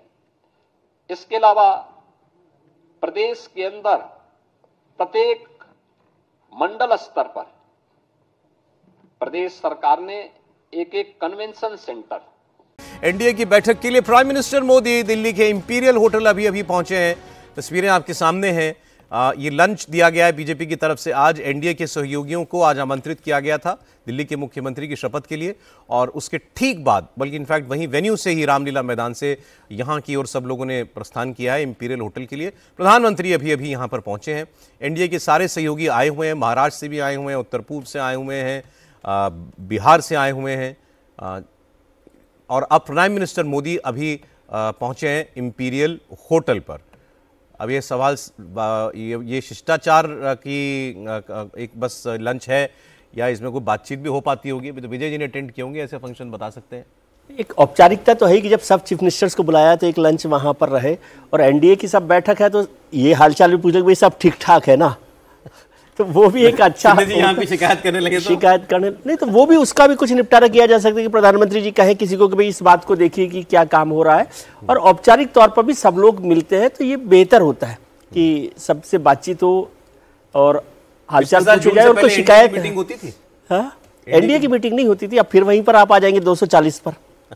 कुछ अच्छा हो रहा है तो उसको अच्छे तरीके से नहीं, गंभीरता से बैठक होती है प्रधानमंत्री मोदी के। इसमें जितने भी एनडीए की बैठक होती है वो आगे के लिए से चर्चा होती है, सभी विषयों पर चर्चा होती है। चंडीगढ़ में उन्होंने एक वर्किंग लंच रखा था, ये वैसा नहीं है, बिल्कुल नहीं। और उसमें तो बैठक होगी, सभी चर्चा होगी, जो बजट आया उसको लेके चर्चा होगी। प्रधानमंत्री मोदी के जो विदेश जुड़ा हुआ है उसमें क्या रहा, मुझे लगता है प्रधानमंत्री मोदी के सक्सेसफुल विदेश दौरे का भाषण होता होगा। ऐसे में भाषण होता होगा? नहीं, भाषण मतलब प्रधानमंत्री बोलते हैं, सब बैठे रहते हैं, प्रधानमंत्री जी बोलते हैं, किसी से कुछ पूछते हैं तो वो जवाब देते हैं, किसी बात को लेकर चर्चा होती है, गठबंधन में कोई चर्चा होती है उसको लेकर चर्चा होती है, किसी मुख्यमंत्री को। क्या हाल चल रहा है एनडीए का आजकल? ठीक है सर जगह? नहीं, बिल्कुल अच्छा है एनडीए, और अभी भी लगता है कि आने वाले दिनों में एनडीए का विस्तार भी होगा कुछ इसमें। तो महाराष्ट्र में खटपट होती रहती है, नहीं वो स्थानीय लेवल का हमने इतना डिस्कस किया अभी। नहीं, आजकल खुश है कि नहीं है? कुछ नहीं, वह बिल्कुल खुश है, और देवेंद्र फडणवीस का कल ही बयान आया कि भाई किसी तरह का विवाद नहीं। देखिए, जो विवाद की बात चल रही थी कि सिक्योरिटी कम कर दी गई है विधायकों से, तो वह विधायकों को सिक्योरिटी तब दी गई थी जब शिवसेना टूटी थी, और उस समय जब कहा गया था कि वो आएंगे तो उनके साथ शिवसेना का मारपीट कर सकते, तो उस समय उन्हें सुरक्षा दी गई थी। उसके बाद देवेंद्र फडणवीस ने पिछले बार भी कहा था कि नई सरकार आएगी तब उसका समीक्षा करेंगे, और समीक्षा में आया है कि इन विधायकों को जरूरत नहीं है। कई सांसद चुनाव हार गए शिवसेना के, अब उनको सुरक्षा की जरूरत नहीं है। एनसीपी से बहुत लोग कह रहे हैं प्रफुल्ल पटेल इंतजार करें, कितना इंतजार करें मंत्रिमंडल में आने के लिए? ये बिल्कुल बात सही है कि लगातार अजित पवार चाहते हैं कि उनके एक कैबिनेट मंत्री दिया जाए, क्योंकि एक ही सांसद है उनके पास। हाँ, दिल्ली में उनके पास सुनील तटकरे एक ही सांसद है, उनकी बेटी महाराष्ट्र कैबिनेट में मंत्री है, अदिति तटकरे कैबिनेट मंत्री है, तो अब सुनील तटकरे तो मंत्री बनेंगे नहीं। प्रफुल्ल पटेल राज्यसभा सांसद है, तो अब जब जिस तरीके से विधानसभा चुनाव में प्रदर्शन किया है, क्योंकि पहले तो एक ही उनको विधायक सांसद मिला था, अब जिस तरीके से विधानसभा में अजित पवार का प्रदर्शन रहा है, और मुझे लग रहा है जिस तरीके से अजित पवार देवेंद्र फडणवीस के साथ कंधे से कंधा मिलाकर चल रहे हैं, उसके बाद मुझे लगता है कि हो सकता है कि आने वाले दिनों में एक कैबिनेट दिया जाए। हालांकि अब उनको एमओएस बनाते हैं क्या कैबिनेट, एमओएस का प्रस्ताव तो पहले था जिसे स्वीकार नहीं किया था अजित पवार ने, तो हो सकता है वो बन जाए। ये भी कहा जा रहा है कि अजित पवार चाहते हैं कि उनकी वाइफ जो राज्यसभा सांसद बन गई है उनको भी कोई जिम्मेदारी दी जाए। अरे रेखा जी यहाँ भी हैं आगे, बिल्कुल पार्टी प्रेसिडेंट के साथ प्रधानमंत्री को रिसीव करने के लिए इंपीरियल होटल पहुंच चुके हैं, और अंदर सब लोग इंतजार कर रहे हैं। आप देख रहे हैं गृहमंत्री हैं, बाकी सारे नेता मंत्री हैं वहां पर इंतजार कर रहे हैं प्रधानमंत्री के इस बैठक में पहुंचने को लेकर के। हाँ, आप कुछ बोल रहे थे? देखिए, एक तो ये कि एनडीए अटल बिहारी वाजपेयी जी के समय में बना, आज तक चल रहा है, तो ये भारत का तो सबसे बड़ा लंबे समय तक चलने वाला गठजोड़ है।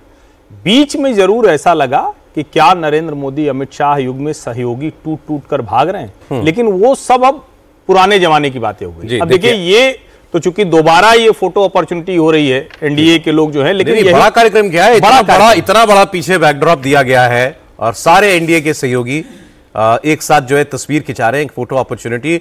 बगल में उनके चंद्रबाबू नायडू खड़े हुए हैं, मेरे ख्याल, क्योंकि मेरे ख्याल सबसे सीनियर ही है एनडीए एलाइंस में, एनडीए के संयोजक रहे। और एनडीए की खास बात रही है कि कभी भी भारतीय जनता पार्टी ने संयोजक का बात अपने पास नहीं रखा। पहले जॉर्ज फर्नांडिस रहे, उसके बाद शरद यादव रहे, जॉर्ज फर्नांडिस के बाद शरद यादव के बाद चंद्रबाबू नायडू एनडीए के संयोजक बने, जब तक वो एनडीए से अलग नहीं हुए। तो मुझे लग रहा हो सकता है कोई नया संयोजक भी एनडीए आने वाले समय में। नीतीश जी होते तो वो भी मोदी जी के बगल में खड़े होते, बिल्कुल बगल में खड़े, सहयोगियों को सम्मान देने से इसको यूं भी समझ आए तो नहीं, वो तो खैर प्रगति यात्रा में है, उनको प्रगति की जरूरत है, लेकिन मूल बात क्या है कि उन्होंने 2 अपने प्रतिनिधि भेजे। जो मैं कह रहा हूं कि एक तो ये तस्वीर है जिसमें आपको ग्रैंड एनडीए अलायंस दिखता है, दूसरी एक तस्वीर जब प्रधानमंत्री नरेंद्र मोदी रामलीला मैदान के मंच पर पहुंचे, शपथ ग्रहण वाला, वो बड़ी रोचक है। अजीत पवार एकनाथ शिंदे से मिलते हैं, देवेंद्र फडणवीस जी से सिर्फ हाथ मिलाते हुए हाथ जोड़े आगे बढ़ जाते हैं। यानी जहां जहां उनके सहयोगी हैं, भाई अपनी पार्टी का नेता उससे सार्वजनिक तौर पर मिलकर क्या करना। देवेंद्र फडणवीस से तो जो आप कह रहे हैं कि वो जो नाराजगी, शिकायत, दूसरी चीजें होती हैं वो उनको भी पता है। वो पवन कल्याण से मिलते हैं तो उनको पता है कि साउथ में उनको एक हिंदुत्व का नया एक झंडा बरदार मिल गया है। वो जब चंद्रबाबू नायडू से मिलते हैं, वो जब ललन सिंह और संजय झा से मिलेंगे, तो नरेंद्र मोदी को यह पता है कि ये जो राष्ट्रीय जनतांत्रिक गठबंधन है इसका मतलब क्या है और कौन सा संदेश कैसे देना है। और एक चीज और मैं कहूं, जब हम कहते हैं कि बैठक कब कितनी हुई, प्रधानमंत्री जब जिस राज्य में जाते हैं उनके सहयोगी के साथ अलग से प्रधानमंत्री नरेंद्र मोदी की मुलाकात होती है। ये लगभग हर राज्य में एक नियम। अच्छा, विपक्ष आपको बताता है कि जो सहयोगी नरेंद्र मोदी की मजबूरी है ये सहयोगी दल चंद्रबाबू नायडू या नीतीश कुमार। आप जरा इसको रिवर्स करके सोचिए, दोनों के लिए भी है वो। जितनी तारीफ चंद्रबाबू नायडू करते हैं नरेंद्र मोदी की, उतनी कोई और नहीं करता। चंद्रबाबू नायडू हिंदुत्व की बात करने लगे और नीतीश कुमार की पार्टी वक्फ बिल का समर्थन करने लगे। अरे मैं तो कह रहा हूँ जीतन राम मांझी गंगा नहाने लगे। बिल्कुल, जीतन राम मांझी जी जो ढेर सारे बयान दिया करते थे, वो महाकुंभ में गंगा नहाए, कहें जिसको जो सोचना हो समझना हो कर ले। जीतन राम मांझी तो नहा लिए गंगा, हाँ नहा लिए। लेकिन बात यह है कि दोनों के लिए सम्मान गठबंधन है ना जरूरी होता है, और समुचित सम्मान अपने सहयोगियों को देना बेवजह की शिकायतों को कम कर देता है। कई बार होता है कि वो बेवजह की होती शिकायतें, आप बात ही नहीं बजट में भी आपने देखा बिहार पर तो बहुत फोकस है सर। बिहार पर यार, बिहार तो अब इलेक्शन भी है, बिहार पर फोकस है। और जो बात हो रही है ना कि बिहार पर भारतीय जनता पार्टी उसको अपनी सरकार बनाने के लिए फोकस कर रही है, लेकिन ये इसका मतलब ये नहीं कि नीतीश कुमार जी को वो छोड़ना चाहती है या छोड़ रही है। छोड़ेगी नहीं वो उसको, लेकिन उनके साथ चलेगी। और मेरे ख्याल से नीतीश कुमार जी तो बहुत समझदार लोग हैं। एक ही शर्त पे हो सकता है कि नीतीश जी खुद रिटायरमेंट ले लें। हाँ, नीतीश जी सरकार में कोई और काम तो कर नहीं सकते, अब ले लेंगे। नहीं, वो उप मुख्यमंत्री नहीं बनेंगे शिंदे जी की तरह। कह रहा हूं तो वो तो यही हो सकता है कि वो फिर किसी के लिए कुर्सी छोड़ दें। चलिए, अगर बात की बात है, पहले तो ये सरकार आती है कि नहीं आती, 8 महीने तो बने रहने दीजिए अभी मुख्यमंत्री। और देखिए कई बार होता क्या है ना कि भाजपा फोकस कर रही है, बजट में दिया वो सब अलग है, विरोधी बता के बिहार की जनता को बता रहे हैं कि आपके लिए बड़ा भाजपा ने किया, बजट में बहुत किया है, तो वो ज्यादा फोकस करवा दे रहे हैं। भाजपा तो कर ही रही है, उसको नवंबर का बिहार के विरोधी ये भी बता रहे हैं, आगाह कर रहे हैं नीतीश कुमार को कि आपकी पार्टी को खाने के चक्कर में अभी इंतजार कर रही है भाजपा। नहीं देखिए, ये तो ये एक ऐसी चीज है ना कि हर पार्टी को इसके लिए तैयार रहना पड़ेगा। अगर वो कमजोर रहेगी तो कोई न कोई तो उसका हिस्सा लेकर जाएगा ही जाएगा। अब अगर ये आप बात कर रहे हैं तो तुरंत ये बात लगे हाथ करनी चाहिए कि क्या कांग्रेस को कभी ये समझ में आएगा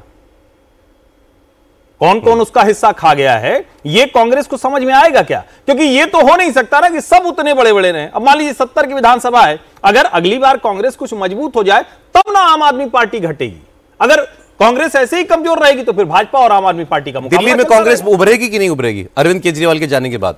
राहुल जी सुधर जाएं तो कांग्रेस उभर जाए।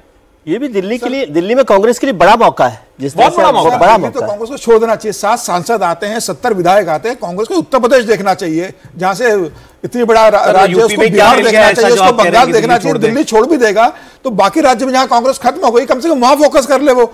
दिल्ली तो 7 सांसद है, क्या करने की कांग्रेस की चिंता होगी। लेकिन यहाँ क्या है ना, यहां उसका पूरा आधार लेकर एक आदमी उसके सामने से निकल गया तो यहां आपकी नेशनल कैपिटल होने की वजह से है। और देखिए एक बात आप मानिए, बंगाल में ममता बनर्जी लेके चली गई, ठीक बात है, लेकिन वहां उन लोगों ने अपना आधार मजबूत किया। इनके पास कोई बेस वोट बैंक नहीं। और एक चीज समझिए, मैं बार बार इसको कहता हूं, फिर से दोहरा रहा हूं, कांग्रेस पार्टी ने जो प्रत्याशी चयन किया था, जो रणनीति बनाई थी और जो उनके नेता लगा उनको पहले कि हमारे शीर्ष नेतृत्व हमारे साथ है, बाद में वो दुखी हुए कि भैया हमको तो मैदान में लड़ा दिया और राहुल प्रियंका जी अपने अंदाज में चले गए। तो ये इससे बचना पड़ेगा। कांग्रेस को दिल्ली में अपनी जमीन मजबूत करनी ही। हार इतना सहजता से कांग्रेस स्वीकार करती है कि कांग्रेस की बैठक हुई, उसकी समीक्षा बैठक कल उनकी बैठक थी, इतनी बड़ी बैठक दिन भर चली, उनको इतना स्वीकार हो गया कि हम तो हारने के लिए हैं कि कल उन्होंने समीक्षा बैठक में हार की चर्चा भी नहीं की कि हम दिल्ली क्यों हार गए। प्रभारी से पूछा भी नहीं, प्रदेश अध्यक्ष से पूछा भी नहीं कि हम दिल्ली क्यों। आप अभी खबर दे रहे थे कि कल बैठक में खड़गे जी ने कहा कि अब कोई चुनाव हारे तो प्रभारी की जिम्मेदारी होगी। हाँ, कल खड़गे साहब ने बोला है कि पार्टी बहुत गंभीर हो गई और किसी भी राज्य में अगर चुनाव हारेगी तो जो प्रभारी है उनके ऊपर कार्रवाई होगी और वो उनकी जिम्मेदारी तय होगी। तो अविनाश प्रभारी वैसे क्या कर लेता है? वही अविनाश खन्ना उत्तर प्रदेश के प्रभारी है, आप क्या करोगे? उनको पद से ही हटाओगे ना। आप अभी कह रहे थे कि बड़े राज्य में, तो यूपी में नहीं हुआ, हरियाणा में नहीं हुआ, महाराष्ट्र में नहीं हुआ, हर राज्य आप हरियाणा में विपक्ष का नेता नहीं बना अभी तक। अब दिल्ली में आप कह रहे हैं प्रभारी उसके बाद होगा। सीरियसली कांग्रेस को क्रॉल बैक करना पड़ेगा, एक झटके में उसके पास कुछ आएगा, इसकी उम्मीद उसको भी नहीं होगी, चाहे दिल्ली हो, चाहे बिहार हो, चाहे बंगाल हो। लेकिन वो हो सकता है शिवमंगल सिंह जी से ज्यादा प्रभावित हूँ कि क्या हार में क्या जीत में किंचित नहीं भयभीत में। हाँ। तो वो उसपे सहज जैसे अभी जैसे बिहार में आपका अलायंस है, गठबंधन है जेडीयू आरजेडी के साथ, इससे बेहतर समय नहीं हो सकता कांग्रेस बंगाल में ठीक करे ममता बनर्जी के साथ। अरे कोई सारे लोगों को वहां नहीं जाना, बंगाल का बंगाल संगठन तैयार करेगा, दिल्ली का दिल्ली करेगा, उत्तर प्रदेश का नहीं। ममता जी के साथ आप जाओ ना, गठबंधन क्यों नहीं हो सकता? आप ये नहीं, राहुल जी थोड़ा आगे का देखते हैं भाई, अभी सब जमीन पर रहे हैं, पैदल पे, वो चल पड़े हैं ड्रोन पे, तो थोड़ा फ्यूचर में देख रहे हैं। खड़गे साहब भी बैठक में हो सकता है आगे की राजनीति। खड़गे साहब भी बैठक में कहते हैं कि राहुल गांधी आप लोगों के लिए इतनी पदयात्रा करते हैं, आप लोग राहुल गांधी का संदेश जमीन पे नहीं पहुंचा पाते। अब खड़गे जी को कौन बताया कि राहुल गांधी की एक यात्रा से क्या मतदाता प्रभावित होगा? आपका संगठन ही नहीं है, प्रदेश अध्यक्ष नहीं है, कोई देखने वाला नहीं है। सर एक बात क्लियर है, कांग्रेस पार्टी के पीछे लोग खड़े होने के लिए एक वर्ग वोटर का खड़े होने के लिए तैयार है, लेकिन उसको ये भरोसा होना चाहिए खड़ा हुआ कि ये, लेकिन उसको ये भरोसा हो कि ये गेम में सीरियसली तो है, खड़ा हुआ। तभी आपने वोटर तैयार नहीं है कांग्रेस का, लेकिन उसको कोई खड़ा करने के लिए उस पर कोई भरोसा, उसका कोई अपना वोट क्यों बर्बाद करेगा? वो अगर उसको लगे कि यहाँ कांग्रेस है, जान है, इसमें फाइट कर सकती है राज्य में, उसके पीछे लोग आएंगे। बिल्कुल, भारतीय जनता पार्टी के बाद कांग्रेस के पास ही सबसे बड़ा एक वोट बैंक है, लेकिन बल्कि वो खुद निराश है कि भाई वो कहा जाए, उसका ट्रस्ट आप कैसे जीतेंगे? तो फिर भी ठीक है, कम से कम आपके नेता चुनाव लड़ने के लिए तैयार हो। चुनाव आते हैं, प्रदेश के कई बड़े नेता अस्पताल में भर्ती हो जाते हैं कि पार्टी टिकट नहीं दे रहे चुनाव लड़ने के लिए। अरे देखिए, आज दिल्ली का दिन है, केजरीवाल जी की थोड़ी और बात करनी चाहिए। फिर एक खबर मुझे समीर जी ने दी कि अभिषेक मनु सिंघवी जी, जो कि लॉयर हैं अरविंद केजरीवाल के, उन्होंने कल जाकर के अरविंद जी से मुलाकात की है। क्या अरविंद केजरीवाल के सामने एक बहुत रियल थ्रेट है जल्द जेल यात्रा दोबारा होने का? निश्चित रूप से मुझे लग रहा है वो उनके पूरे लीगल मैटर, उनके अभिषेक मनु सिंघवी देख रहे हैं, मनीष सिसोदिया का मैटर देख रहे हैं, उन्होंने मतलब बड़ी भूमिका निभाई है बेल दिलवाने में। और मुझे लग रहा है फिर वो गए होंगे केस की बात करने। कल बहुत देर रात उनकी मुलाकात हुई है, किसी केस के बारे में बात करने गए होंगे, या चुनाव परिणामों के बाद अब क्या भविष्य की राजनीति होगी वो बात करने गए होंगे। हो सकता है कांग्रेस की कोई बात प्रस्ताव हो वो लेकर गए हो, क्योंकि आज वो कांग्रेस के बड़े नेता है, राज्यसभा सांसद है कांग्रेस अभिषेक मनु सिंघवी। तो हो सकता है कि इंडिया गठबंधन में कैसे अरविंद केजरीवाल बने रहे या कैसे आगे हो सकता है, इस मामले में कोई चर्चा करने गए होंगे। अब ये बैठक हुई होगी, मुझे लग रहा है लीगल मैटर ज्यादा होगा, क्योंकि अरविंद केजरीवाल को डर है। बीजेपी को इस मामले में कोई तेजी दिखानी चाहिए या नहीं, इसे अवॉइड करना चाहिए? नहीं, मुझे लगता है कि ये बड़ा महत्वपूर्ण है, ये प्रश्न भी बहुत महत्वपूर्ण है। भारतीय जनता पार्टी को गवर्नेंस, डिलीवरी, इस पर ध्यान देना चाहिए। अरविंद केजरीवाल के जो भी भ्रष्टाचार के मामले हैं, उनका जो भी आप हवाला कह लीजिए, उनके मंत्रियों का जो कुछ है, उसको एजेंसी करे। वो एक जो प्रक्रिया होती है न्यायालय की प्रक्रिया में, उसमें चलता हुआ दिखे। वैसे तो आमतौर पर किस्से अंदर वाले समीर जी के पास होते हैं, लेकिन अनुमान हम लगा सकते हैं। हम तो अनुमान ही लगा सकते हैं, पता होता नहीं है। लेकिन आप सोचिए क्या कहा होगा कल सिंघवी जी ने केजरीवाल जी को। उन्होंने कहा होगा कि देखो भैया सब ठीक है, कहीं से जुगाड़ करके राज्यसभा ले लो, लीगल तो हम लड़ते रहेंगे, राज्यसभा सदस्य बन जाओगे थोड़ा आसानी हो, ये समझाया होगा। लेकिन अभिषेक जी को अब ठीक लग रहा होगा कि मैंने सही किया कि मैं एमपी खुद तो हो गए, खुद हो गया, वो आम आदमी पार्टी अब दबाव उधर नहीं, तो अब वो एमपी बनना भी मुश्किल होता। लेकिन एक मैंने वो लिस्ट देखी थी, ऑफिशियल लिस्ट थी, किसने, शायद भारतीय जनता पार्टी ने रिलीज की थी या क्या था, दिल्ली सरकार में, जिसमें सबसे ज्यादा पैसा दिल्ली सरकार का लीगल फीस के तौर पर अभिषेक जी को दिया गया था। अब ये भी मतलब उसमें कोई चुनौती वाली बात नहीं है और कोई गलत भी नहीं है, उनकी लीगल फीस है जो अभिषेक जी। लेकिन अब केजरीवाल साहब वो वाला बजट जो है वो कैसे देंगे, क्योंकि अभिषेक जी बहुत विद्वत और बहुत बड़े वकील माने जाते हैं। सर ये अभिषेक जी जब लोकसभा में 50,000 रुपए की गड्डी उनकी टेबल पे आती है, वो तो कहते हैं मैं 500 रुपए लेके चलता हूँ, इनकम टैक्स देते हैं। लेकिन अभी आपने कहा जो ये राज्यसभा वाली बात आपने छेड़ दी, केजरीवाल जी के पास है विकल्प राज्यसभा जाने का?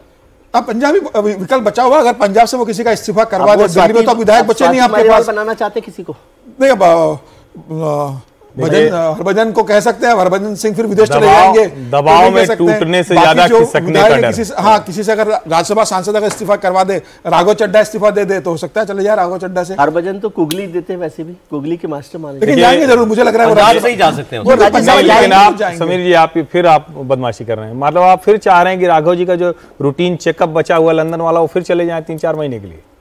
आप दबाव मत बनवाइए, रूटीन चेकअप थोड़ा देर में करेंगे। क्या अरविंद केजरीवाल की पॉलिटिक्स के लिए ये बहुत बड़ा स्पीड ब्रेकर है या फुल स्टॉप, कुछ लोग कह रहे हैं? नहीं, फुल स्टॉप तो कुछ भी नहीं होता राजनीति में, स्पीड ब्रेकर है। और स्पीड ब्रेकर से कैसे आदमी निकलता है वही उसकी लीडरशिप पर काम आता है। चैलेंज के लिए मैं किसी को भी राइट ऑफ नहीं करता, पॉलिटिशियन सब के सब जो है ना फिनिक्स होते हैं। सर, संगठन आधारित जो पार्टियां होती है उसमें फुल स्टॉप नहीं होता। इस तरह की जो पार्टियां होती है ऐसे ही बनती है और ऐसे ही लुप्त हो जाती है, क्योंकि इनकी विचारधारा नहीं है ना।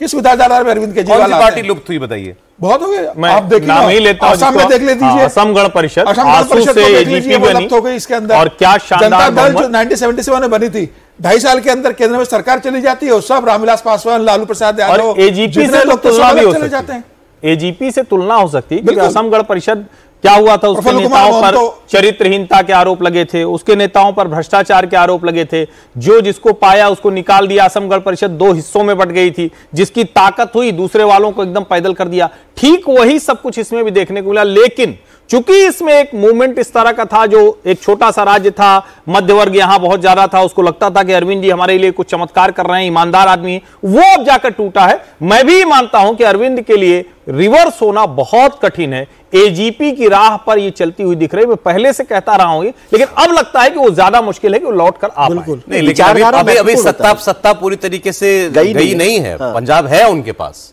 नहीं देखिए, बड़ा राज्य है। मैं यही कह रहा हूं, पंजाब है, लेकिन किसी राज्य में सत्ता से नहीं होता। जैसे उदाहरण के लिए एनसीपी का कहीं पूर्वोत्तर में बन जाते हैं, पूरे की पूरी पार्टी शिफ्ट कर जाती है। आप समझिए ना, सेंट्रल लीडरशिप आपकी नहीं होगी तो पूरी, इंदिरा जी के समय में तो कांग्रेस इधर से उधर शिफ्ट हो जाया करती थी, जिसको वो चाहती थी, पता चला एक वाला इधर रह गया जो असली कांग्रेस थी, बाकी इंदिरा जी के साथ चले गए। तो ताकत सेंट्रल हाई कमांड के पास जहां होती है। भगवंत मान अभी आपको पंजाब के मुख्यमंत्री, और मैं बार बार कहता हूं भाई, आम आदमी पार्टी, आम आदमी पंजाब बन जाए तो क्या दिक्कत है, आप ही रहेगी। उनको जिस दिन ये लगेगा कि हमारे ऊपर ज्यादा दबाव तो आप बन जाएगी आम आदमी पंजाब। अब बहुजन समाज पार्टी क्या वापस आ सकती है क्या? किस स्टेज पे चले गई है मायावती की? इसमें वैसी स्थिति होने वाली है। अकाली दल की क्या स्थिति हो गई है पंजाब के अंदर? नहीं लगता आपको? केजरीवाल जिस तरह की राजनीति करते हैं, बीएसपी तो विचारधारा संघर्ष बनी हुई पार्टी नहीं है, अकाली दल विचारधारा वाली पार्टी है, ऐसा नहीं है ना। वो जो पार्टियां राइट ऑफ कर देना किसी भी एक चुनाव में, मुझे नहीं लगता कि कोई राइट ऑफ कर दिया। ब्रेक का वक्त हो गया, फिर आगे और ये मुश्किल जरूर है सफर, मुश्किल जरूर है सफर उनके लिए। दिल्ली में आज जो भारतीय जनता पार्टी का शपथ ग्रहण समारोह हुआ, रेखा गुप्ता जिसमें मुख्यमंत्री बनी है, उसके बाद एनडीए के सभी सहयोगियों के लिए एक लंच होस्ट किया है आज प्रधानमंत्री नरेंद्र मोदी ने। दिल्ली के इंपीरियल होटल में यह लंच इस वक्त चल रहा है। प्रधानमंत्री और उनके एनडीए के सभी साथी वहां इस वक्त मौजूद हैं। प्रधानमंत्री थोड़ी देर पहले ही वहां पर पहुंचे हैं। हमने आज प्रोग्राम में आपके सामने चर्चा की, दिल्ली में आगे अरविंद केजरीवाल का क्या होगा, उनकी पॉलिटिक्स का, उनकी पार्टी का क्या होगा, कांग्रेस पार्टी के लिए दिल्ली का चुनाव क्या संदेश लेकर के आया, आगे पार्टी को क्या करना चाहिए, बीजेपी के एनडीए के और जो रिश्ते हैं पार्टी के, वो उस पर हमने बात की। अब एक चीज रह गई सर, आप ही लोगों से बातचीत में बात निकली थी, बीजेपी का एक काम अभी एक और अधूरा है, वो है अपना अध्यक्ष चुनने का। नड्डा जी का टर्म पूरा हो ही चुका, अभी एक्सटेंशन पर चल रहे हैं वो, और मुझे लगता है जैसे अभी ये बात हम कर रहे थे कि चुनाव में भी थोड़ा ब्रेक है, तो ये अध्यक्ष का चुनाव मुझे लगता है कि अब प्रायोरिटी पर होगा बीजेपी के लिए। मोस्ट प्रोबेबली सबसे अब बड़ी प्रायोरिटी वही होगी। और जो राज्यों के चुनाव थे मेरे ख्याल से मोटे तौर पर उनका पूरा हुआ, जो उनके संविधान चल रहा है अभी, लेकिन वो उसमें से पूरा करके बहुत ज्यादा समय नहीं लगेगा। और वैसे भी मैंने कहा कि नड्डा जी का जो एक्सटेंडेड भी था वो फुल सर्किल पूरा हो गया। उन्होंने शुरुआत की थी दिल्ली चुनाव के साथ, जब नड्डा जी अध्यक्ष बने, हार से शुरू हुए थे, तो उसका हार का हिसाब उन्होंने पूरा कर दिया। वो जीत पर ले आए हैं, पार्टी की सरकार बना दी है। वैसे उनके कार्यकाल में बहुत सारे राज्यों में सरकार बनी है, बहुत राज्यों में बन गई। आप राज्यों में पहले तो आप लोकसभा चुनाव तीसरी बार जीते, 21 राज्यों में चुनाव बनाई है, 21 राज्यों में नहीं, इससे पहले लोकसभा चुनाव से पहले 3 बड़े राज्यों में, राजस्थान में था, वहां सरकार बनी, उसके बाद 3 राज्यों में उनका कार्यकाल एक बेहतर कार्यकाल के तौर पर। और जो सरकार और संगठन के बीच का सामंजस्य है, उसको भी नड्डा जी ने बेहतर तरीके से निभाया है। वो भी बड़ा काम होता है कि संगठन के तौर पर काम को निभाना और सरकार में रहकर भी काम को निभाना। और ये भी मेरे ख्याल से अनोखा ही काम हुआ है कि नड्डा साहब दोनों पदों पर एक साथ चल रहे हैं। केंद्रीय मंत्री भी हैं और अध्यक्ष भी हैं, नहीं तो वन मैन वन पोस्ट पर रहता है। अब मुझे लगता है कि और अब तो जो क्योंकि अब एनडीए इंपॉर्टेंट हो गया तो सहयोगियों को भी साथ में लेकर चलना, उसमें भी वो लगे रहते हैं। मुझे लगता है अब यदि पार्टी क्या सोच रही, पार्टी को तय करना है, लेकिन दलित जो है वो नेतृत्व शायद पार्टी दे, पार्टी के संगठन के लिए मुझे लगता है वो बेहतर होगा, क्योंकि अभी नड्डा साहब वहाँ पर ब्राह्मण रहे हैं और पार्टी को इस इमेज से निकलने में भी मदद मिलेगी कि एक दलित यदि अध्यक्ष उनको मिल जाता है, हालांकि पार्टी को तय करना, या फिर महिला अध्यक्ष की चर्चा थी, लेकिन अभी रेखा जी को भी यहाँ पर वो ले आए हैं। तो वो ये नजर सीएम पोस्ट की तरह ही है, इस पार्टी अध्यक्ष के लिए आप केवल मैसेजिंग के लिए तो कोई काम नहीं कर सकते, मतलब पहले तो आदमी चाहिए मेटल वाला। लेकिन मुझे इस पर आपत्ति है कि कोई महिला के नाम से ही आपने कहा कि मैसेजिंग क्यों, क्या महिला मजबूत नेतृत्व नहीं हो सकता? नहीं, बिल्कुल हो सकता है, लेकिन आपने जैसे शुरुआत किया कि दलित हो, तो दलित आपने बात ही इसलिए शुरू की क्योंकि दलित से एक संदेश जाएगा, लेकिन मजबूत दलित नेता हो सकता है ना। ये जो हम शक करते हैं, जैसे नाम ले कि मैसेजिंग ले रहे हैं बात को, नहीं आपकी बात नहीं कर रहा मैं, वैसे हम लोग कहते हैं भाई दलित मैसेजिंग के लिए नहीं, दलित भी मजबूत नेता के तौर पर हो, इसको एक्सेप्ट करना चाहिए हमें, और महिला भी हो तो वो महिला भी हो सकती है, महिला हो, किसी कास्ट का हो, और मैसेजिंग तो पॉलिटिक्स में बहुत जरूरी है, इसको आप है ना गैर जरूरी मत समझिए, मैसेजिंग भी बहुत जरूरी है कि आप कैसे। मैसेजिंग तो हर कोई करना चाहता है, लेकिन मैसेजिंग के साथ उसका इंपैक्ट कैसे होगा। जैसे क्योंकि दिल्ली की अभी मुख्यमंत्री आज रेखा गुप्ता बनी है, तो आपने बताया ना संगठन में थे, इतना प्रभाव था, छात्र संघ में थी, संघ विचार से थे, सब समन्वय से है। अब एक शब्द अभी विजय जी ने जो बोला उसको मुझे लगता है कि पकड़ना चाहिए, नड्डा जी का विकल्प खोजना आसान नहीं है। वहां कौन व्यक्ति होगा जो सामंजस्य कर सके, जो समन्वय कर सके, और निश्चित तौर पर अगर कोई दलित समाज से आने वाला व्यक्ति वो भारतीय जनता पार्टी का राष्ट्रीय अध्यक्ष बनता है तो एक संदेश अच्छा जाएगा, एक प्रतीक के तौर पर अच्छा जाएगा। नरेंद्र मोदी जहां पर खड़े हैं वो किसी समाज को छोड़ नहीं रहे, हर समाज उनके साथ चल रहा है, चाहे वो मुख्यमंत्री का चयन हो। अब ऐसे में कौन व्यक्ति होगा, तो सामंजस्य वाले कई लोग हो सकते हैं। पहले हम लोग कहते हैं धर्मेंद्र प्रधान हो सकते हैं क्या, बीच में दूसरे नाम चले थे, फिर अभी मुझे लगता है कि जब हम दलित चेहरे की बात करते हैं तो एक बड़ा चेहरा जो नरेंद्र मोदी के साथ लंबे समय से काम कर रहा है, सामंजस्य अच्छे से कर सकता है, अर्जुन राम मेघवाल केंद्रीय मंत्री के तौर पर और फिर अध्यक्ष के तौर पर तो लोग उनको जानते भी हैं देश भर में, और या कोई और ऐसा व्यक्ति, मतलब मुझे लगता है कि एक अच्छा संदेश होगा साथ में जो उनका जिसको हम कहते हैं कि अपनी एजेंडा पुशिंग हिंदुत्व के अम्ब्रेला में सब, तो वो भी शामिल होता है। मेघवाल जी तो ब्यूरोक्रेसी से आए ना पार्टी में, निश्चित तौर। हाँ, लेकिन मेघवाल जी का करियर जो है सामंजस्य से तो ऐसा है नहीं कि पार्टी में है, लेकिन अभी जो जिसको कहते हैं ना कि अगर उसको उस हिस्से को छोड़ दें तो नरेंद्र मोदी की स्कीम ऑफ थिंग्स में वो बहुत फिट होते हैं। बाकी ठीक बात है कि संगठन के लिहाज से भी सबसे ज्यादा माने जाते हैं, फिर पार्लियामेंट्री अफेयर मिनिस्ट्री में भी वो रहे, लॉ मिनिस्ट्री में 2014 में जब राजनाथ सिंह अध्यक्ष थे, चुनाव हुए लोकसभा के, राजनाथ सिंह गृह मंत्री बने तो तुरंत अमित शाह भारतीय जनता पार्टी के राष्ट्रीय अध्यक्ष बन गए। 2019 में जब नरेंद्र मोदी दूसरी बार प्रधानमंत्री बने, अमित शाह गृह मंत्री बनते हैं तो तुरंत जेपी नड्डा को कार्यकारी अध्यक्ष बना दिया गया था। लेकिन 2024 में सरकार बन गई, 8 महीने हो गए, कोई कार्यकारी अध्यक्ष नहीं बना अभी तक। तो कोई बड़ा कारण रहा होगा कि प्रधानमंत्री मोदी ने अभी तक कार्यकारी अध्यक्ष भी नहीं बनाया, अध्यक्ष नहीं बनाया। कोई बड़ा निर्णय पार्टी के अंदर चल रहा होगा। भाई नाम तो देखिए शिवराज जी का भी चला, खट्टर जी का भी चला। देखिए जैसे अभी तक कोई महिला मुख्यमंत्री नहीं थी, जैसे अभी तक कोई महिला मुख्यमंत्री नहीं थी तो महिला मुख्यमंत्री भारतीय जनता पार्टी ने दिल्ली में दे दी। भारतीय जनता पार्टी में कोई महिला राष्ट्रीय अध्यक्ष नहीं रही तो प्रधानमंत्री मोदी महिला राष्ट्रीय अध्यक्ष दे सकते हैं, लेकिन एक पार्टी तय करेगी कि क्या जिसे भी अध्यक्ष बनाएंगे उसके नेतृत्व में 2029 का लोकसभा चुनाव करवाना है, क्योंकि उसका कार्यकाल तो 3 साल का रहेगा।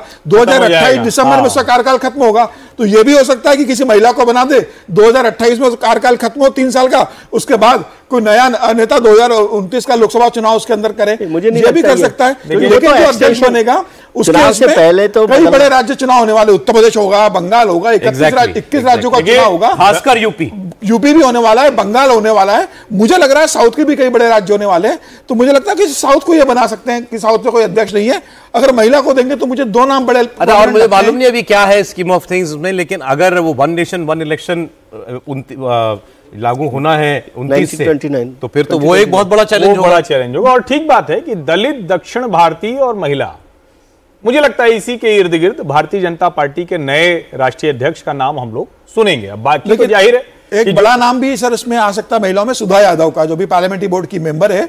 बिहार में चुनाव है यादव, उसके बाद आप उत्तर प्रदेश में चुनाव है, तो सुधा यादव जो पार्लियामेंट्री बोर्ड की मेंबर है, अगर महिला ओबीसी अगर कोई बनती है तो सुधा यादव भी एक प्रबल दावेदार है राष्ट्रीय अध्यक्ष बनने की।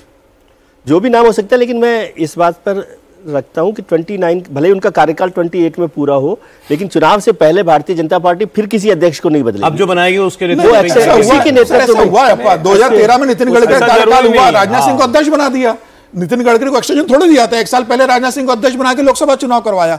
तो जरूरी नहीं है कि पार्टी नए अध्यक्ष को अध्यक्ष बनाना था, उस दिन पार्टी ने तय कर लिया, इसलिए वो अलग कहानी है। नड्डा जी जैसा ग्रह नक्षत्र संयोग लेके कम लोग आते, लेकिन नितिन गडकरी जी हाँ मंत्री से अध्यक्ष, अध्यक्ष से मंत्री, मंत्री के साथ अध्यक्ष, ये सब बड़ा कम होता है। मतलब ये भी rarest of the rare example है, ये भी रेयरेस्ट ऑफ रेयर है। नितिन गडकरी जी को जैसे हटाया गया, कार्यकाल पूरा हुआ था। कार्यकाल पूरा नहीं हुआ था। कार्यकाल पूरा होने के बाद, तथ्यों को ठीक से रखिए, कार्यकाल पूरा होने के बाद नितिन गडकरी को दोबारा अध्यक्ष बनाने के लिए पार्टी ने संविधान में बदलाव किया। नहीं सर, और उस रात गडकरी को बनाने के लिए नहीं किया था, संविधान में बदलाव हुआ, लेकिन ये बहुत स्पष्ट कहा था कि संविधान में बदलाव इसलिए नहीं हो रहा कि नितिन गडकरी जिस सुबह वो सुबह आई नहीं नितिन गडकरी जी, संदेह किसी बात पर हो सकता है, लेकिन नितिन जी का कार्यकाल पूरा हुआ। हाँ, उस वक्त ये चर्चा जरूर हुई कि उनके साथ कुछ फेल हो गया, कुछ सबोटाज कर दिया। चलिए, ये तो पार्टी अध्यक्ष की बात रही, मतलब बीजेपी के लिए वो वक्त आ ही रहा है जैसा, क्योंकि उसके लिए कुछ संगठनात्मक चुनाव होना जरूरी होते हैं। पार्टी को आधे राज्यों में चुनाव हो चुका है, लगभग अभी नहीं हुए पूरे, इसमें चुनाव होना जरूरी होता है। उत्तर प्रदेश का अध्यक्ष नहीं घोषित हुआ है, उसके भी इसलिए यूपी की बात करने जा रहा था मैं आपसे कि यूपी और बंगाल, दो इन पर बात करनी है। 2 साल बहुत दूर नहीं होते, और यूपी जैसे राज्य के लिए तो बिल्कुल भी नहीं होते। और आपने देखा योगी आदित्यनाथ नहीं आए इस एनडीए की मीटिंग में और अपने दिल्ली के इतने बड़े शपथ ग्रहण के कार्यक्रम में, इसीलिए क्योंकि वहां बजट का कार्यक्रम, आज बजट पेश होना था। वो चाहते तो आ सकते थे, लेकिन एक अपॉर्चुनिटी होती है प्रदेश के लिए, एक बड़ा मौका होता है कि बजट वाले दिन हम अपने मुख्यमंत्री को सुने और मुख्यमंत्री हमारा वहां बजट पेश कर रहा हो। उन्होंने इस मौके को जाने देना गवारा नहीं समझा। यूपी की लड़ाई इतनी जो है वो कांटे की लड़ाई चल रही है। क्या हाल चल रहा है यूपी में भी? देखिए, मुझे लगता है कि उत्तर प्रदेश कितना कठिन है उसका अंदाजा इससे लगाइए कि प्रदेश अध्यक्ष तो छोड़िए, भारतीय जनता पार्टी अभी अपने जिला अध्यक्षों का चयन नहीं कर पाई। बिल्कुल। अभी विनोद तावड़े गए थे लखनऊ में मीटिंग लेने के लिए महासचिव के नाते, तो उन्होंने कहा कि भैया इसको जल्दी से तेजी से खत्म करो। उस खत्म करने की बात कहने के बाद भी 1 सप्ताह से अधिक समय हो गया और अभी तक जिला अध्यक्षों का चयन नहीं हो पाया। जिला अध्यक्षों का चयन होगा, प्रदेश अध्यक्ष का चयन होगा, आधे से ज्यादा प्रदेश अध्यक्ष हो जाएंगे, तब राष्ट्रीय अध्यक्ष का चयन होगा। हालांकि मेरा ये मानना है कि 26 फरवरी को कुंभ जब हो जाएगा तो उसके बाद तेजी में किसी दिन आपको जिलाध्यक्ष की सूची और प्रदेश जिलाध्यक्ष के लिए भी चुनाव नहीं करा सकते क्या? चुनाव हुआ ना, चुनाव हुआ है, बाकायदा नॉमिनेशन, वो सब कुछ हो चुका है, सिर्फ अनाउंस करना है। तो फॉर्मल चुनाव, सारे जितने चुनाव के लिए लोग नामांकन करते हैं वो कर चुके हैं। अब ये अलग बात है कि सहमति बता दी, वही इसलिए मैंने कहा कि भाई अंत में आप सहमति से ही अनाउंस कर देते हैं, लेकिन फिर भी तो सहमति करा लें। चुनाव हो चुका, नॉमिनेशन हुआ, सब तिथि खत्म हो गई, अब सब रखा हुआ है, डिक्लेयर करना है, डिक्लेयर नहीं कर पा रहे। और यूपी में अब आपने देखा अखिलेश यादव ने भी थोड़ा गियर बदला है, अब वो कह रहे हैं कुंभ की अवधि बढ़ाओ। अब वो नहीं, ये तो खैर बहुत ही पर बात की, लेकिन उन्होंने बदला है जरूर एक स्टैंड अपना। लेकिन मैं ये कह रहा हूँ ये बहुत लोग आना चाह रहे हैं, ये कुतर्की सुझाव है। अरे भाई, कुंभ कोई ऐसा थोड़ी ना है, कोई इवेंट है, कोई मेला किया गया है, चल रही है, और गंगा स्नान बंद नहीं हो रहा, संगम स्नान भी बंद नहीं हो रहा। कौन मना कर रहा है? प्रयागराज में तो हर वक्त होता है, संगम स्नान भी बंद नहीं हो रहा। पीडीए में कोई अल्फाबेट ऐड होने वाला है क्या? नहीं, एक तो पीडीए जैसा कोई कॉन्सेप्ट है नहीं, ये राजनीतिक लोग ये करते हैं क्योंकि उनको हिंदू में विभाजन करके अलग अलग देखना है। और महाकुंभ तो इस सब का जवाब है ना कि कोई ऐसा कुछ नहीं है, न किसी के लिए कोई बाध्यता है, न किसी के लिए कोई भेद है, न किसी का कोई संघर्ष है। संघर्ष कहां है? जहां राजनीति है, इसके अलावा कहीं कोई संघर्ष नहीं। संगम स्नान तो चलता रहेगा ना, संगम वही है, इसको भी समझना चाहिए कि कुंभ से कोई संगम बदल नहीं रहा। संगम के जो नदियां हैं, धारा, वो मिल रही। आपकी बात ज्यादा ठीक है कि अखिलेश जी थोड़ा सा सरक रहे हैं, खिसक रहे हैं, थोड़ा सा सॉफ्ट हिंदुत्व की तरफ आ रहे हैं, टीका लगा रहे हैं। हाँ, टीका लगा रहे हैं। वो आना भी चाहे तो इधर वाले आने नहीं दे रहे। योगी जी ने उर्दू का मुद्दा बना दिया। अच्छा, लेकिन ये बताइए कौन सा सॉफ्ट हिंदू? तो अभी तक राम मंदिर का, राम जी का दर्शन करने तक नहीं गए। आप लोग रोज कह देते हैं चुनाव के पहले जाएंगे सर, अभी नहीं जाएंगे, चुनाव आने दो। अब लीजिए, अब अगर चुनाव के पहले जाएंगे, 100% जाएंगे राम मंदिर। आप देखना सर, मैं कह रहा हूँ राम जी का जो कुंभ में ना आ सकता है वो राम मंदिर भी जाएगा। फर्क है सर, आप देखना सर, वो जाएंगे। राजनीति जो ना करवाए वो कम है, उनको पता है कि वोट मिल सकते हैं, तो मैं चला जाता हूं। बस यही असली बात है, राजनीति जो न करवाए तो आज की जनता सब समझती है। राजनीति जो न करवाए, अगर आप मजबूर होकर हिंदू बनने जा रहे हैं तो फिर मुश्किल होती। हिंदू तो सब है ही, मुसलमानों के पास कोई ऑप्शन नहीं अखिलेश के अलावा। वो तो राम मंदिर जाएंगे तब भी अखिलेश को वोट देंगे, वो गंगा नहाएंगे तब भी अखिलेश को वोट देंगे, वहां कांग्रेस ताकतवर है नहीं। तो अखिलेश जानते हैं कि ये तो मेरे राहुल जी को दे दें।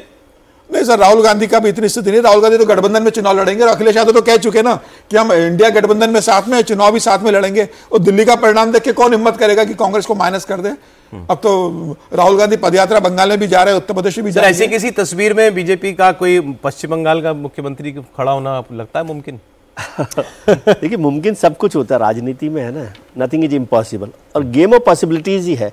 और मुझे लगता है बिहार के साथ साथ भारतीय जनता पार्टी वेस्ट बंगाल पर भी ध्यान है। और जैसे अरविंद केजरीवाल उनको चुभ रहे थे, वैसे ही ममता बनर्जी उनके लिए चुभ रही हैं। तो वो टारगेट है, लेकिन वो बड़ी लीडर है। मैं हमेशा कहता हूं कि ममता बनर्जी अरविंद केजरीवाल के मुकाबले न केवल बड़ी लीडर है, एक बड़ी स्टेट की लीडर है, और उनके पास बहुत मजबूत संगठन है। 3 बार वो मुख्यमंत्री वहां पर रह ली हैं, तो इसलिए उससे लड़ाई लड़ना आसान नहीं है। लेकिन लड़ाई लड़ी जाती है तभी तो उसकी जीत कहीं पर आती है ना। और मैं हमेशा कहता हूँ कि रिकॉर्ड में जितने लोग जो विश्व विजेता रहे किसी भी रिकॉर्ड की, उसको किसी न किसी ने हराया ना। बिल्कुल ठीक बात सर। 21 साल केजरीवाल जी के लिए भी हम कहते थे कि जब केजरीवाल जी शीला दीक्षित को हरा सकते तो केजरीवाल जी के हारने में क्या है। सर 21 साल नवीन पटनायक की उड़ीसा में सरकार थी, वहां पर भारतीय जनता पार्टी को जितने की उतनी खुशी नहीं मिली होगी जितनी दिल्ली में अरविंद केजरीवाल को सत्ता से बाहर करने की, लेकिन आपने और उतने उससे ज्यादा खुशी बंगाल में मिलेगी।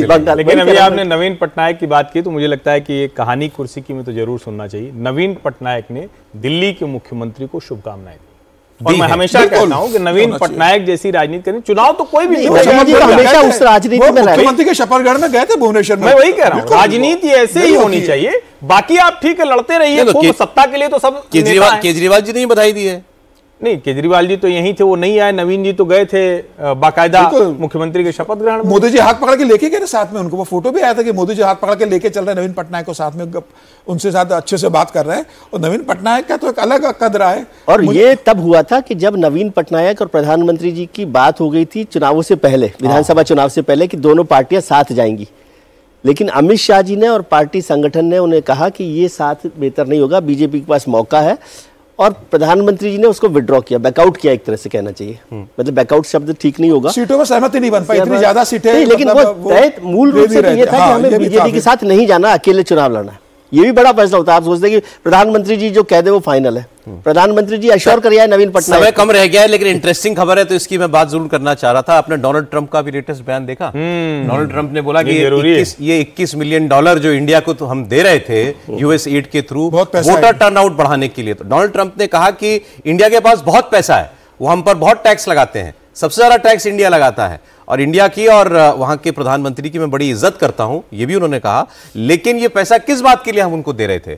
और उन्होंने कहा अगर इंडिया अमेरिका के चुनाव में वोटर टर्नआउट के लिए ये पैसा दे रहा होता तो हम क्या कहते कि ये हमारे चुनाव को प्रभावित कर रहा है, और अगर वहां दे रहे हैं तो ये वोटर टर्नआउट के लिए दे रहे हैं। देखिए, जिस बात को लेकर चर्चा होती है और कोई भी कहता है तो तुरंत सामने अच्छा, हर बात में आपको विदेशी साजिश ही सूझती है। सब इसी समय विदेशी साजिश हो रही, तो विदेशी साजिश तो देश की सरकार के खिलाफ होती है। वो कोई ऐसा नहीं कि कांग्रेस की सरकार आ जाएगी तो अमेरिका से विदेशी हस्तक्षेप, विदेशी साजिश बंद हो जाएगी, वो ऐसा नहीं होगा। लेकिन हाँ, इस वक्त जो हो रहा है वो भारतीय जनता पार्टी की, नरेंद्र मोदी की जो देश में सरकार है उसके खिलाफ ही हो रहा है। वरना वोटर टर्नआउट बढ़ाने के लिए अमेरिका पैसा लगाए, ये तो थोड़ा सा बिल्कुल ही ना समझ में आने वाली बात हुई। वोटर टर्नआउट नहीं, वोटर एनार्की के लिए वो पैसा खर्च किया जाता है, जिससे कि वो भ्रमित हो, सरकारें बदले, और उस पर अगर गठजोड़ की सरकार आ जाए तो अमेरिका जैसे देश के लिए, दूसरे देशों के लिए बड़ा अच्छा। और अब अमेरिका का राष्ट्रपति कह रहा है कि भाई ये पैसा हम दे रहे हैं तो ये तो चुनाव प्रभावित करने के लिए, और उसी सांस में उन्होंने बताया कि बांग्लादेश को इससे ज्यादा पैसा दिया था। बांग्लादेश का तो हम लोग देख ही रहे हैं कि क्या हुआ है, और ये सब सही है। और सही शब्द का इस्तेमाल किया हर चीज ने कि एनार्की के लिए, ये सारी एक्सरसाइज वोटर एनार्की के लिए होती है। वोटर टर्नआउट कोई मतलब शब्द का इस्तेमाल बहुत ठीक नहीं है। और अभी क्या है, देखिए एक बात मैं समझता हूँ कि यदि कोई राष्ट्रपति जैसे ट्रंप साहब ही हैं, वो कुछ फैसले कर रहे हैं, तो पहला राष्ट्रपति या प्रधानमंत्री का कर्तव्य अपने देश के लिए होता है ना। उसको ध्यान में रखकर वो क्या कर रहा है, उसको हमेशा हमें अपने दुश्मन के तौर पर नहीं देखना चाहिए। जैसे टैरिफ को लेकर भी हो रहा है, और नीति, क्या भारत जो है अमेरिका के साथ कोई ऐसा समझौता कर सकता है जिससे भारत का नुकसान हो? नहीं होगा ना। तो हर कंट्री का जो वो है प्रीमियर है या प्रधानमंत्री है वो उसका निर्णय करते हैं। उसके बीच में कैसे सामंजस्य किया जाए वो दोस्ती तय करती है। सर समय आज इतना ही था, लेकिन तैयार रहिए, अब दिल्ली की खबरें तेजी से आएंगी बिल्कुल, और उम्मीद करें कि दिल्ली से अच्छी खबरें आए, काम की खबरें आए। यमुना याद रखिए, यमुना बिल्कुल बिल्कुल फोकस में है सबके इस वक्त, और निगाहें भी लोगों की क्या कर रही है सरकार। महिलाओं को 500 रुपए का सिलेंडर भी याद है। 500 रुपए ना याद है तो सारे पूरे करने पड़ेंगे। नहीं देखिए, मैं इस पे थोड़ा सा फ्रीबीज वाले तो मतलब पूरा करें, लेकिन मेरी तो यही बात होगी कि जो बड़े ठोस फंडामेंटल काम है वो होते हुए दिखे, वही जरूरी। बहुत शुक्रिया, वो तो निभाना पड़ेगा। हर्षवर्धन जी, विजय जी, समीर जी, बहुत धन्यवाद आपका।